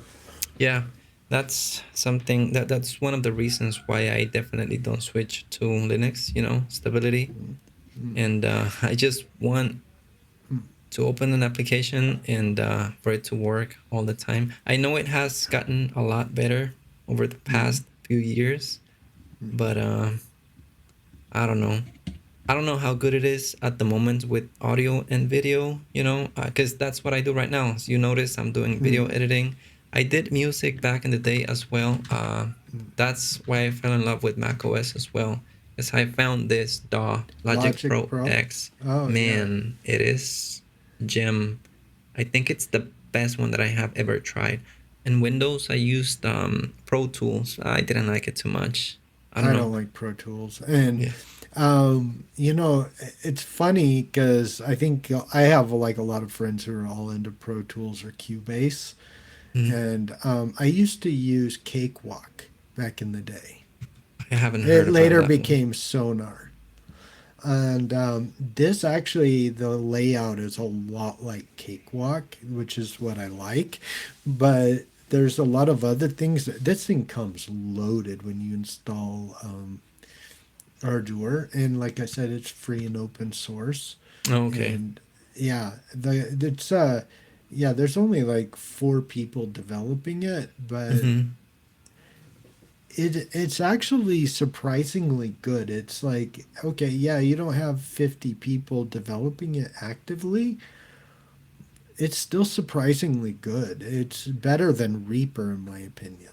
Oh, I use Reaper as well, I think. Well, a few plugins from Reaper. I remember that I Yeah, installed. Yeah, yeah. So yeah. I did play with audio for a Mm. long time. Yeah, back in the day. I haven't done so in a while.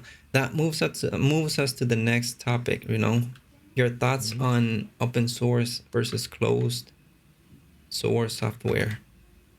Yeah, so like I said, I think I kind of probably already covered this. I'm not like a purist in the sense um like, some of your graphics cards or something is going to be closed source, Mm-hmm. right? It's just the way it is. Mm-hmm.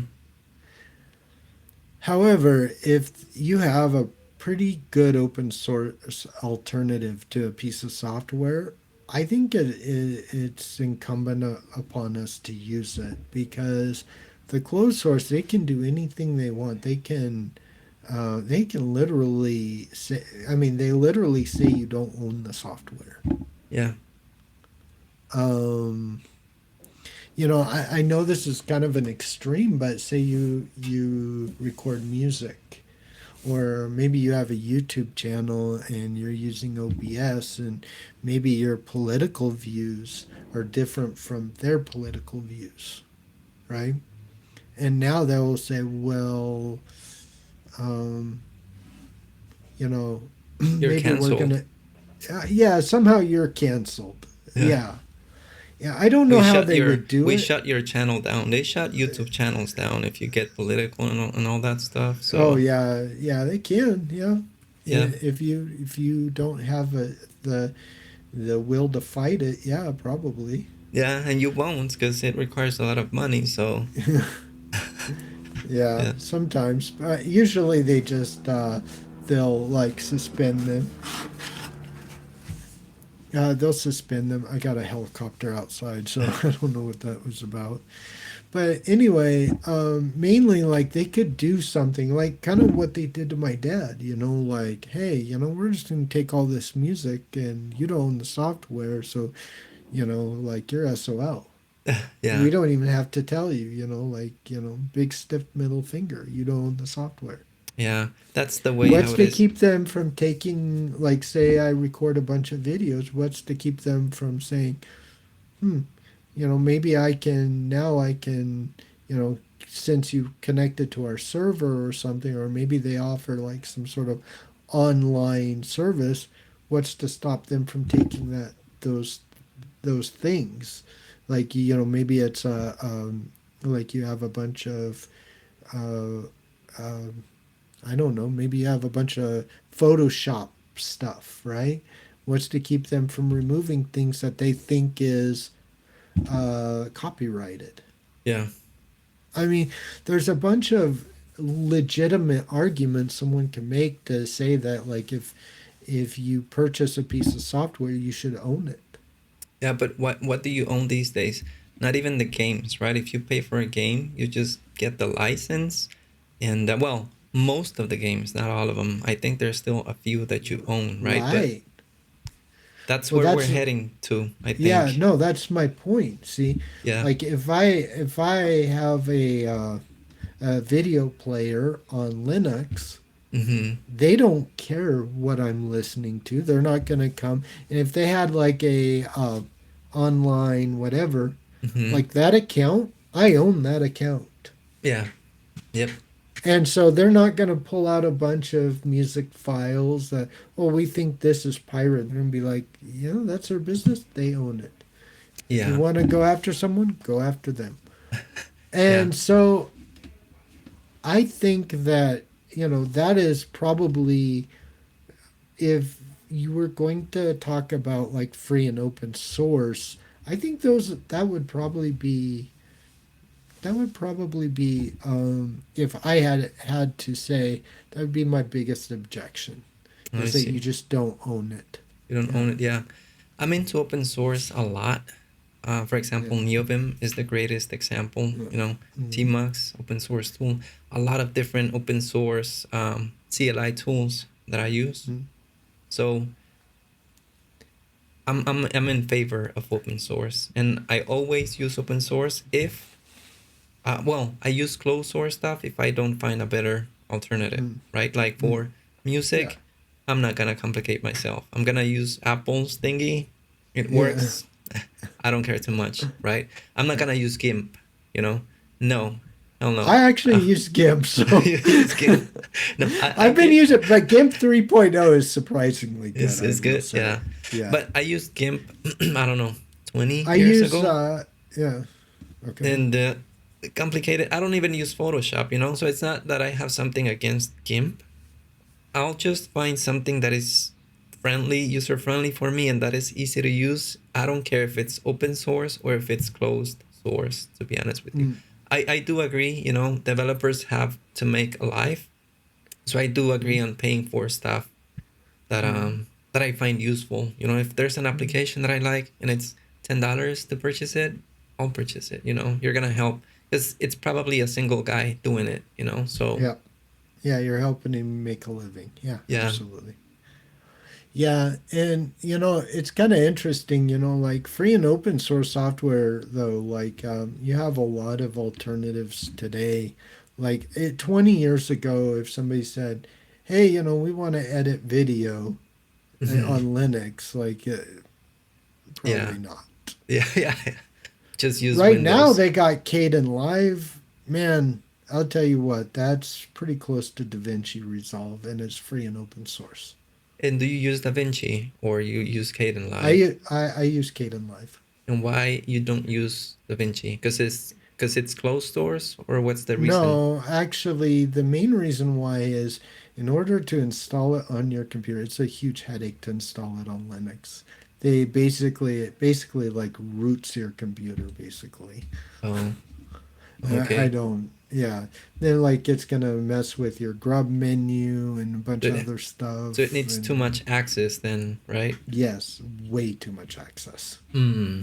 Okay. So you use Kden Live, but that's the only Yeah, reason. It's not like I hate closed source. I hate DaVinci just because it's no, closed source. I'm gonna and use it's not something. totally closed source. It is semi open source. It is. Yeah, I think so. From what I remember, it's I semi have no open idea. source. I didn't know, for example, that Obsidian was closed source, and it is closed source. It seems like an open source project, the Obsidian, the note-taking The app. plugins are open source, I Yeah, think, but yeah. yeah. So a lot of the community plugins are definitely, Yeah. but you're not against closed source just for being closed source, right? If you, No, I'm not a purist, but I do think that there are some concerns that someone needs to be aware of at least. mhm, It's like I do think that like the world of open source right now, I think what's going to happen, and it's really unfortunate, at least on my vantage point, is they're going to force people to choose sides. what do you mean? And okay, so right now there's a civil war going on between what is open source and what isn't. Hmm. And basically what they're doing is they're pushing people to extremes. Instead of just saying, hey man, we just enjoy open source software, we care about the issue of open source, let's like all get along. Hmm. So like now they're for example, Ubuntu is not going to be GNU Linux for very much longer. Like they're just going to be Linux Mm, because okay. all the GNU Because of the utils are ripped utils out. stuff Yeah, going on. Okay. yeah. So it's I think that they're going to push people to extremes. I don't know what I'm going to end up doing, but if like if they force me that direction, I might have to make a really bold decision. But I'm kind of trying to hold out as long as possible, if that Hmm. makes sense, because I don't want to be the extremist. Yeah.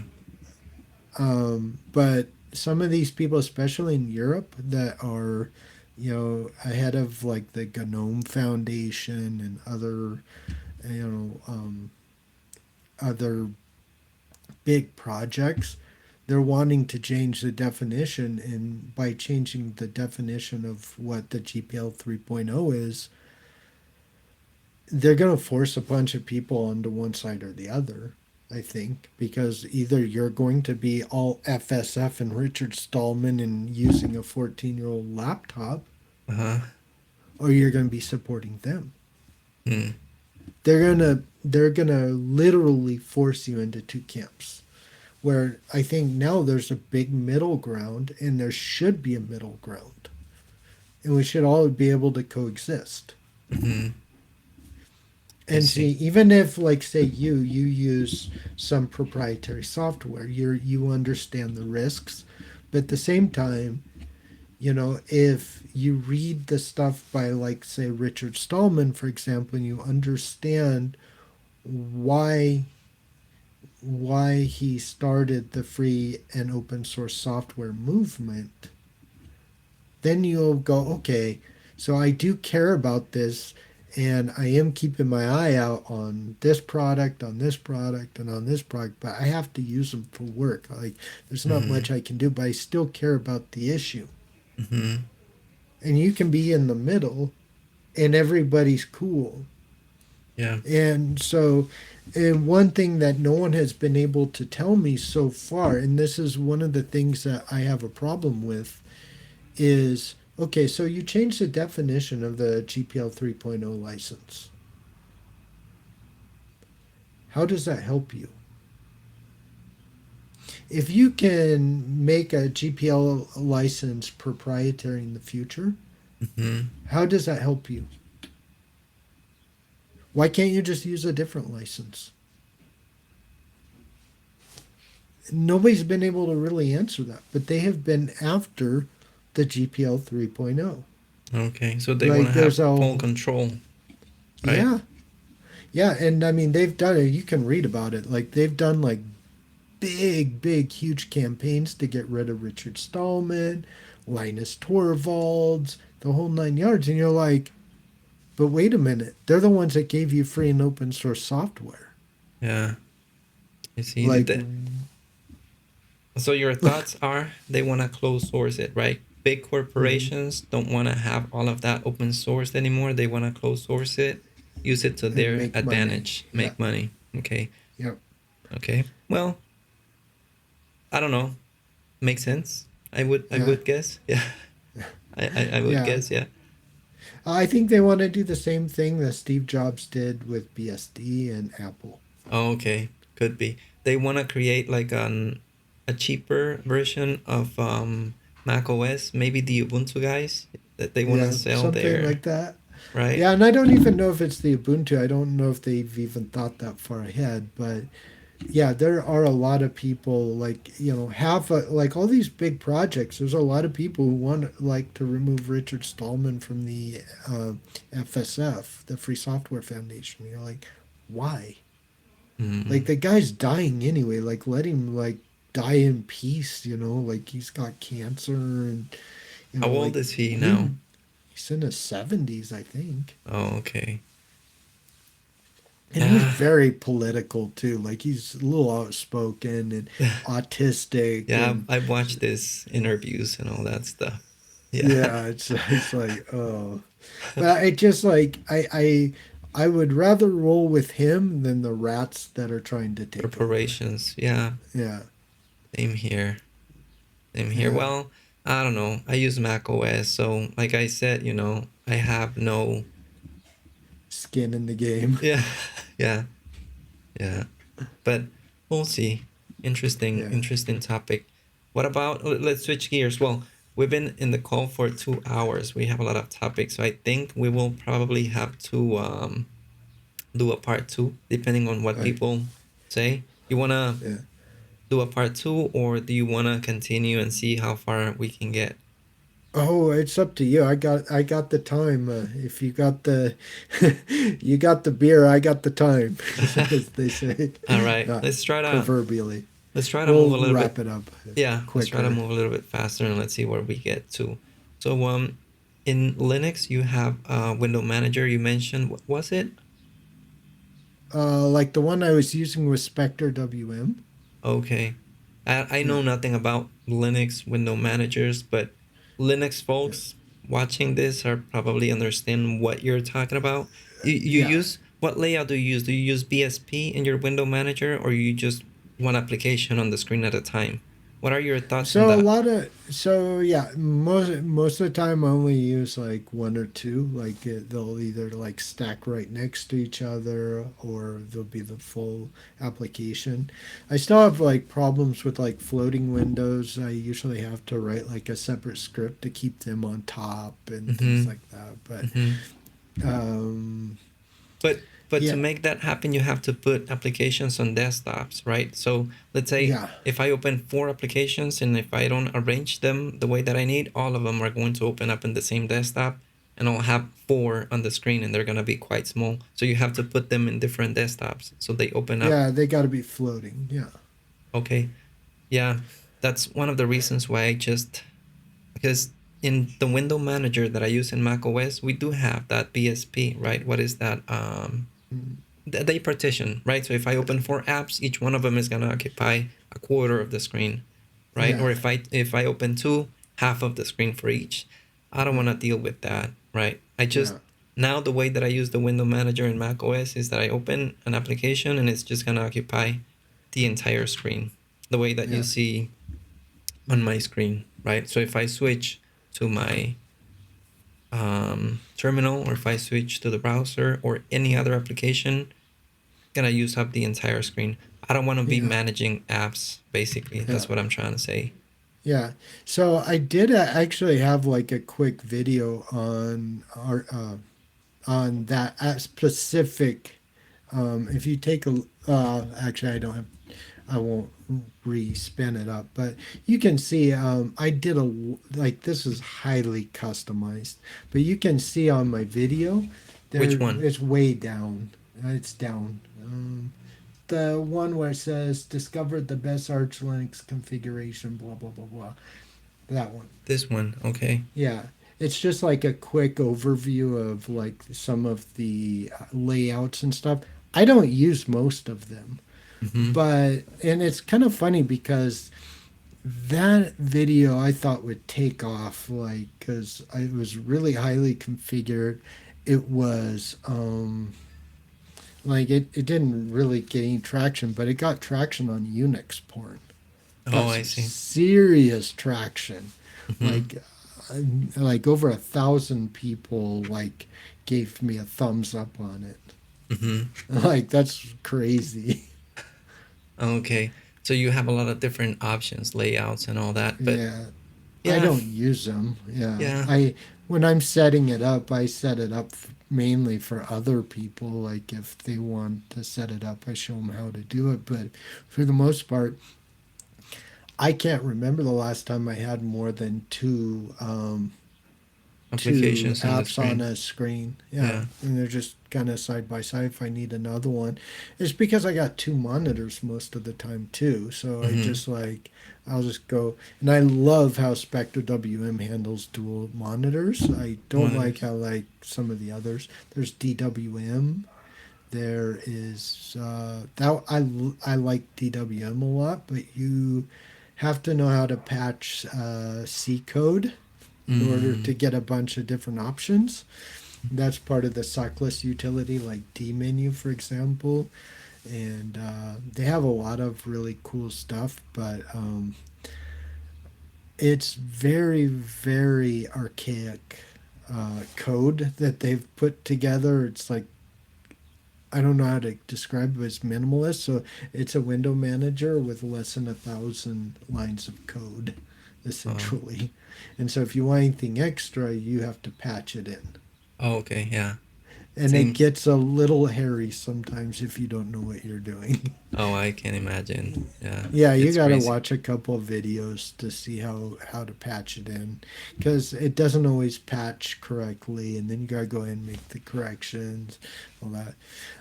Another one that is really kind of hard to configure, but I really like as well. It's an X window manager. Um, is Xmonad. I think Xmonad's the coolest window manager ever. No, really.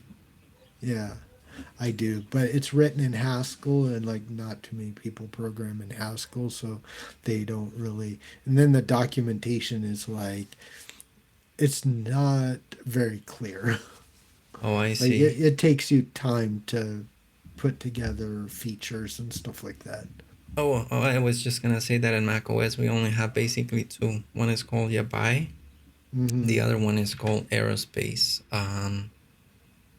I don't know about the other one. I don't know how Aerospace works, to be honest with you. But there's more. There's some basic like window managers in macOS, Amethyst, and some other stuff like that. I don't even count them because I want something that is more similar to Linux. So I would say those are the two. I just use Yeah, Yabai. Pretty basic usage, basically. Yeah. yeah, yeah. In Wayland, for example, they have some cool tiling window managers. Like, for example, they have Hyperland. Oh, Hyperland. I've heard about that in videos. Yeah, that is. I've used it a little bit. I do like it. It's just I don't know. Like I'm still like I'm just kind of getting comfortable with Wayland. Like I've been, putting it off, like using anything Wayland because I just didn't think it was stable enough. Mm-hmm. Yeah. Mm, okay. Okay. So, and what about the terminal? Which one do you use? So these days I normally use Kitty, Westterm, Ghosty is okay. For some of my scripts, though, sometimes I use just ST, which is part of the suckless utilities. I Mm-hmm. set up like I have a lot of, I have a custom configuration of ST that I like, that I've used for, I don't know, probably 10 years or so. Mm. The only thing that's changed over the years with that is probably the color scheme. Um, the color scheme's changed, but pretty much that's about it. But mostly I use that. Then I use this one that they give me with Aurora. It's called Texas, but it's not. It's spelled a little weird. I'll show you. Did they develop it or is it like Yes, yeah, they did. okay. Um, but it's PTYXIS, something like this. I think it's Oh, like that. okay. So, And something like that. Anyway, it's a really good terminal, for the most part. And this right here is where like all of my distro boxes are, so I mhm. can get into my containers as well. So Okay. that's kind of cool. So I've been using that a lot. And so I have like two shortcuts. So like, like super return will launch that one, and then control super return launches Kitty. Oh, okay. So you use the popular ones, Kitty, Western, Ghosty. That's Uh, what the cool kids are using nowadays, and you're also eh, using this one and ST. yeah, Okay. yeah, Okay. yeah, yeah. I really like this actually. I really like, but I like this one doesn't have image rendering, so I only Mm, use this when I don't have images I need to see and to stuff see like in the that. terminal. Okay. Okay. Yeah. And the text editor or ID that you use, which one is it? Okay, so this one has been kind of back and forth for a long time. I used uh, I used neovim probably from the beginning. I Mm-hmm. used Vim, then I went to neovim. Mm-hmm. I had like my own config and everything else. Then I went to Emacs for a while. Mm-hmm. I used Emacs for about 2 years, like Doom Emacs. I Mm-hmm. liked it, but it's not fast enough. Oh, That's the yeah. only problem. When you're actually doing actual work, it's not fast enough. But now I'm on NeoVim. So neovim is the one then. Yeah. And do you use your own setup for neovim, like your own configuration, or you use a distribution? So I landed on AstroVim. I tried like Lazy in Vim. I tried Kickstart or whatever that is by TJ. I tried a bunch of them, and I still like have them. Like I have my switcher. I think it did. You see my switcher? Oh yeah, I did see that. You created a video, right, about a switcher to Yeah, test different configs. Yep. yeah. So yeah, so I can switch to like Lazy Vim. I want to mess around with it, but Astro, it comes with all the tools that I use for the most part, Mm-hmm. but it isn't like, I don't know how to put this. So like with NeoVim, like when you download like the Lazy NVim, there's like everything in the kitchen sink. I would have to like gut it to be Uh-huh. able to use it, right? Uh-huh. Do you know what I mean? Like it is so like involved. There's so much stuff. It is like I wouldn't even know where to start. Like I, it's just so much, and it's like I press the wrong key, and oh, and like the worst thing that I like Folky, Mm-hmm. that noise plugin. Oh, the notifications that you see on the right-hand side Please, top right corner. yeah, please throw that in the trash. Like I'm No, sorry, that but is the worst. but it's manageable. Look at this. Look at this. I'm just gonna show you. I'm just gonna switch here to my dotfiles, right? And if I Yeah. quit here, I'm gonna open new of them. I'm gonna open a Lua file, right? So usually if I open the key maps file, you would see all of those on the top right corner, right? And Mhm. it's pretty annoying. But look at how it looks for me. Notice the bottom right corner. That's where I have them, right? So I have them Yeah. there, and I don't Oh. have the big square and thousands of boxes that show. It doesn't annoy me, right? Because it's there on the right hand side. So Oh, okay. That isn't terrible. yeah, Oh my God. It was just like, and it would like, oh, like, and nothing would install right. Oh man. Like, yeah, it's just like, it is a little it is a little bit complicated when you start with the LazyVim distro. But yeah, I saw that like Devis Lab, like he did something with that as well, right? Like I think he was the one that disabled it, right? oh, the noise thing, the notifications. Yeah. Yeah, I guess so. I still like to see them because sometimes, if there's a warning or something, it's kind of useful sometimes, right? But Yeah. I got tired of it, of having all the pop-ups on the top right corner, so I just modified it. Now it shows there, and it doesn't bother me. But you have to research and you have to find a way to do it. You have to get to know the distribution. You have to know how to do stuff, and it takes time. I'm not saying it's easy. It has taken me months to be able to set it up the way that I want it. So Mm. yeah.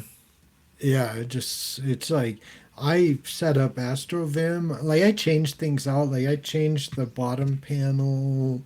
I changed I took out noise. I put snacks in. I put, Hmm. I mean, I did a lot of stuff where like I've pretty much gutted AstroVim too, but Okay. it was so much easier. Like it wasn't like, wait, where do I even start? It was like, oh, okay, like Yeah. okay, I'm gonna replace this. I'm gonna gut that, and I'm gonna disable that. It was like, it was easy. It was simpler, yeah. Uh, LazyVim is a little bit difficult. Comes with a lot of stuff. It's mm, difficult, but yeah, I haven't tried any other. I still have to try, Astro or other distros. mm, This one works for me, so I'm not someone that is gonna be jumping around stuff. If I yeah. find something that works, I just stick to it, and I don't Mm. change unless there's like a specific reason. But okay, good to know. Which Yeah, file that's pretty explorer? me. Yeah. File folder. I think it's just NeoTree or NerdTree. Oh, NerdTree, I nothing think. special. Just No. okay, Neotree. Okay. Well, sometimes I use oil Okay, oil. because of the buffers. I like just, like adding and taking away files in the buffer. Like that's cool. And why? What do I you think about mini.files? That one's really interesting to me. I really want to check that out a little bit. In fact, that has been on my bucket list to do a video between mini and oil and comparing them because I Mm, think that is a very, very good video to make. yeah, yeah, it is. Yeah, a lot of people love oil a lot, man. If I go to Reddit, I post a Yeah. lot in Reddit, and a lot of them love oil. But I love the main reason why I love mini is because I can treat these as in a buffer. I can manipulate files the same way that I do in oil. I can do it here. But what I like about it is the features, the preview, right? I can quickly see, okay, so this is this file. This is this file. I can go back to the previous directory and I can say, okay, I don't even have to open the file, right? I know what this bind Mm-hmm. syntax file has, right? So um, I think I like that quite a lot. But I also Mm-hmm. like what Folky included this picker. Oh Uh, yeah. you get a preview. You can even preview images, man. That's crazy. I didn't know about that. So I can preview images in this Oh picker, man. wow. That's That is crazy. awesome. Yeah, I want to like get into that. Yeah. I haven't I have been neglecting my neovim and there's kind of a reason for it. So, before yesterday, I was about 8 inches higher than I normally am Uh huh. but my neck was hurting and I couldn't sit at my computer for very long because my neck was hurting. And so I cut the legs off of my chair so I go down about Oh, another eight okay. inches, and so Okay. now my neck isn't hurting. So now I'll be able to, you know, focus on my Your config. you my config and Yeah. my all the stuff that I do because I'd make a video or I'd do a live stream. By the time I did a live stream or when I teach English at night, every night my neck was just killing me.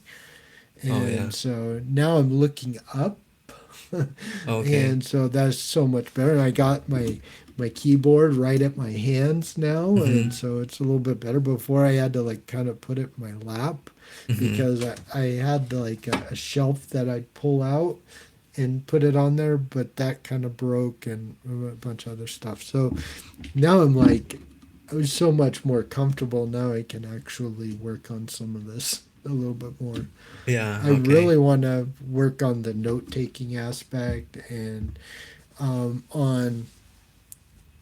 on Aurora, they have this deal where you can set up. They have the easiest way to set up a Docker container through VS Code, Mhm. and then in order to use neovim inside that Docker container, what they do is they just basically copy an instance of your config and then you install neovim inside that Docker container and you can use your Docker container Mhm. inside Interesting. there. And so I'm really kind of curious to see how that's going to roll out. I haven't, I've just been investigating a lot of this stuff. So yeah, it's going to be really interesting some of the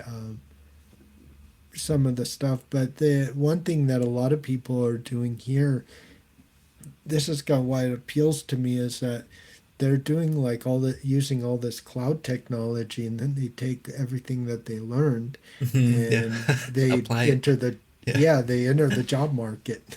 I do like that approach of containerization. I don't know if well, I guess applications will take a performance hit. I don't know Mm, if you feel the difference or not. If I don't feel the difference, I don't care where it runs yeah. or how it runs.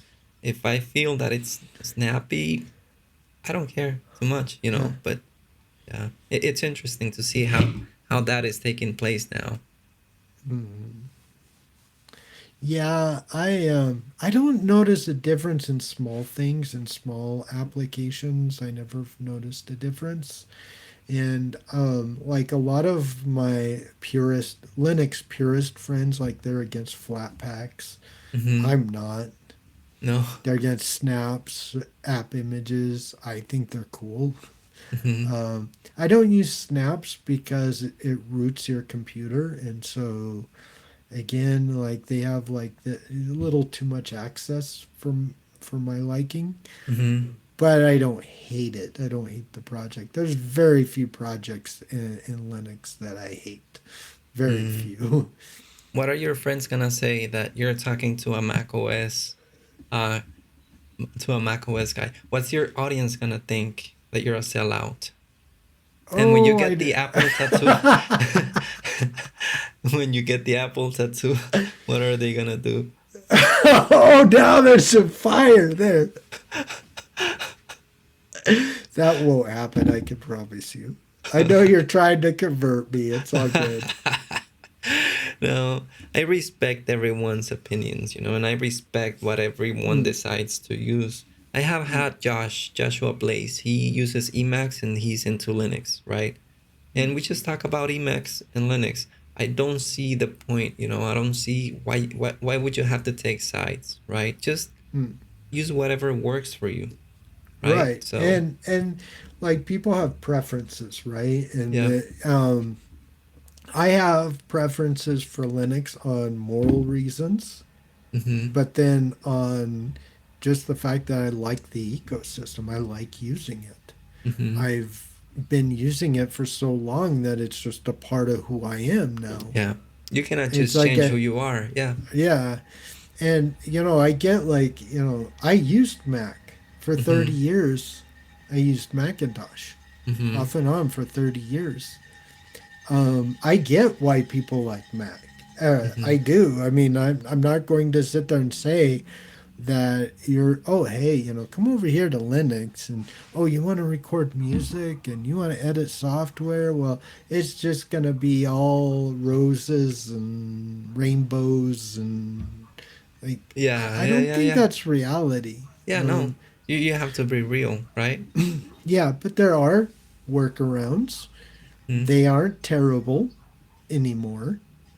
And, if your moral compass says, hey, maybe I want to be a little less corporate and a little bit more, more grassroots, hackerish type, Mm-hmm. you know, this is a problem that I have from Steve Jobs or from Bill Gates. They were hackers in the 70s. Read Mm-hmm. their history. They were hackers. But they want to stop you from being a hacker. Like, imagine what that does to the education in computer science. Yeah. They just want to Oh have my. end users that, but I guess they just want things to be simple. But like this type of subjects, we feel passionate about them, right? But if I give an Apple computer or a Linux computer to my dad, and he cannot even use Windows that well. So what's the percentage of the population that enjoys doing these type of stuff? Well, if you gave him a Linux computer, like with like the Ubuntu? Cinnamon desktop, Mm. or yeah, something like MX Linux or something. But then he has an audio issue and he has to go into the terminal and type some commands. We Not lost him. generally, not if he's got an older computer. Okay. No, no. I have zero audio issues. It You is have so not? rare. Yeah. When I get the other day, I had an audio issue using Jitsi, Okay. and I don't know why there was that conflict, but it cut my microphone off, Mm. and I was in a live stream, and that Mm. kind of sucked because for an hour I was mute. Oh, in the I'm live sitting there stream. talking, yeah, And what did and you still have the video up or you brought yeah, it I got down? it up, yeah. Yeah, it's No, I still didn't there. take it down. Yeah, No. that just happened a week ago, actually. No, it happens everywhere because I had a call with another guy, Lazar Nikolov is his name. He's also into Mac OS and all that stuff. Hmm. We did the same thing that we're doing right now. But for some reason, my microphone was dropping every 5 minutes. It was painful. Because all of a sudden he used to tell me, I cannot hear you anymore. So Oh I would, yeah, I I, heard that a couple of times in that. That was the one that I saw. Yeah, oh no, yeah. but I cut those parts. I removed those Y- parts. They're not there. Okay. But Well, there was that one or two that I think made it because I heard like I can't hear you or something. And it was like, oh, really? oh Could be that I yeah, missed it. Yeah, it could be for sure. But man, I did it. I don't know. The microphone caught like in the yeah. call 10 or 15 times. It was painful. I had to be refreshing the browser. But all I needed to do was a restart. Now I learned it, before I'm going to do one of these calls, I'm just going to restart the computer, right? Because Yes, yes, I learned it the hard way, man. yeah. Yesterday I had another call. I restarted before, no issues. Today I restarted before, no issues. No So issues. Yeah, something gets stuck in the way, yeah. and just restart before.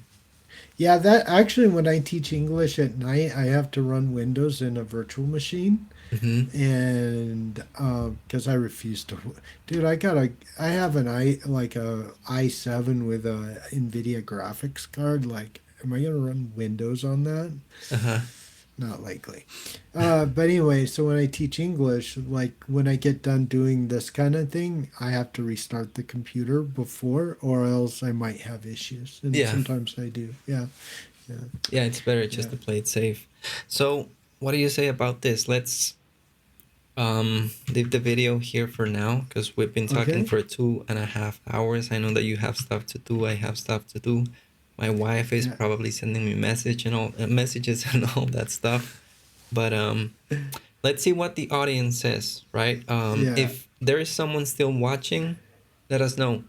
Because I don't know if people like these videos or not. I don't know if Mm-hmm. people watch them till the end or not. Because there's a few folks that do watch them all the way through, right? Yeah. So if there's someone watching this, let me know in the comments. Hmm. Hey, I did like this.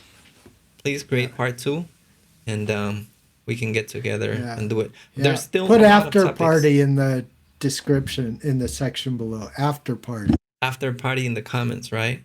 Yeah, because there's still a lot of stuff that we have to go through. Color scheme, tmux, keyboard, AI, projects that you're working on, applications.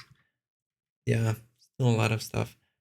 Yeah. So yeah, let us know down in the comments if you like this type of video and if you want to see more. And we still have a lot of stuff to go through. So is there Yeah. stuff that you want to share before we wrap it up, Justin? Oh, I think we've covered a lot of stuff, and you're probably going to get a lot of hate in your comments, but just just brace for impact. No, actually, the people that sub to my channel is pretty polite, pretty Yeah. calm people. There's always that one crazy guy, but that likes to troll, but I just play with them because it helps the algorithm. The more Yeah, it trolls I does. get, I take advantage of them. If I get a troll, I'll just comment and I'll just ask them, and why do you think that is? And I just keep playing, and if they keep commenting, it's even better than me. I do the same thing Yeah. in Reddit is crazy, man. Neovim, Yeah. man, I have got into fights. No, I Oh just yeah. don't get upset. I just keep commenting, and I just like for them to comment because it helps. Mm, But yeah. most of the Yeah. people that watch me are just, I don't know, they're pretty calm, Yeah. pretty nice people. Yeah. And I mean, same here, but like some people, like when I make the uutils video, for example, they're like, "Thank you for making this video. You're the only one that's got the balls to say what has been on my mind. Like no one will Uh-huh. actually say what you just said." Uh-huh. And I'm Yeah. like, that makes me feel good. Yeah, it does. A little bit. Yeah. Like I'm almost 50 years old. I don't care. Like shoot all the darts you want at me. Like I mean, it's not like you can kill me. Yeah, Well, maybe you can. and it's just the internet, right? Yeah. Everyone, can talk whatever they want on the internet. Why take them seriously? If there's someone messing around, like, why? I don't know. But I don't take it personal. If someone Yeah. jumps into the comments, it's like, okay. Yeah. Yeah. The only thing, like, you know, sometimes they try to get really personal, and I'm like, usually like I have some pretty good like I'll come back with a like a zinger or something just to like like and then they won't respond. Yeah, maybe they're bots or something. I don't know, I but don't know. it's good for Yeah, the now we channel. got Russian bots here. Oh man. Wouldn't be surprised. Yeah, that's crazy. All right, so I guess that's it for today. All right. Thanks for your time. No Really appreciate it. problem. And Yeah. I hope to see you the next time. Yeah, absolutely. Yeah, I definitely want to see you again too. I thoroughly enjoyed this. We had so much fun. So, Oh, and yeah, just before I leave, let me just put your channel here. Here it is, guys. So if there's yeah. still someone watching, Shasten talks about Linux mainly, Mm-hmm. Linux Mm-hmm. distros. That's what I see here Mm-hmm. everywhere. Linux and neovim, right? Yeah, So just go and yeah, subscribe if you're interested in yeah, this type of content. yeah. And I'm gonna start getting into more developer type stuff too very soon as well. Okay, Yeah. wonderful. So anyway, Okay. All right, Chasten. I'll see you. thank you so much. See you. Bye.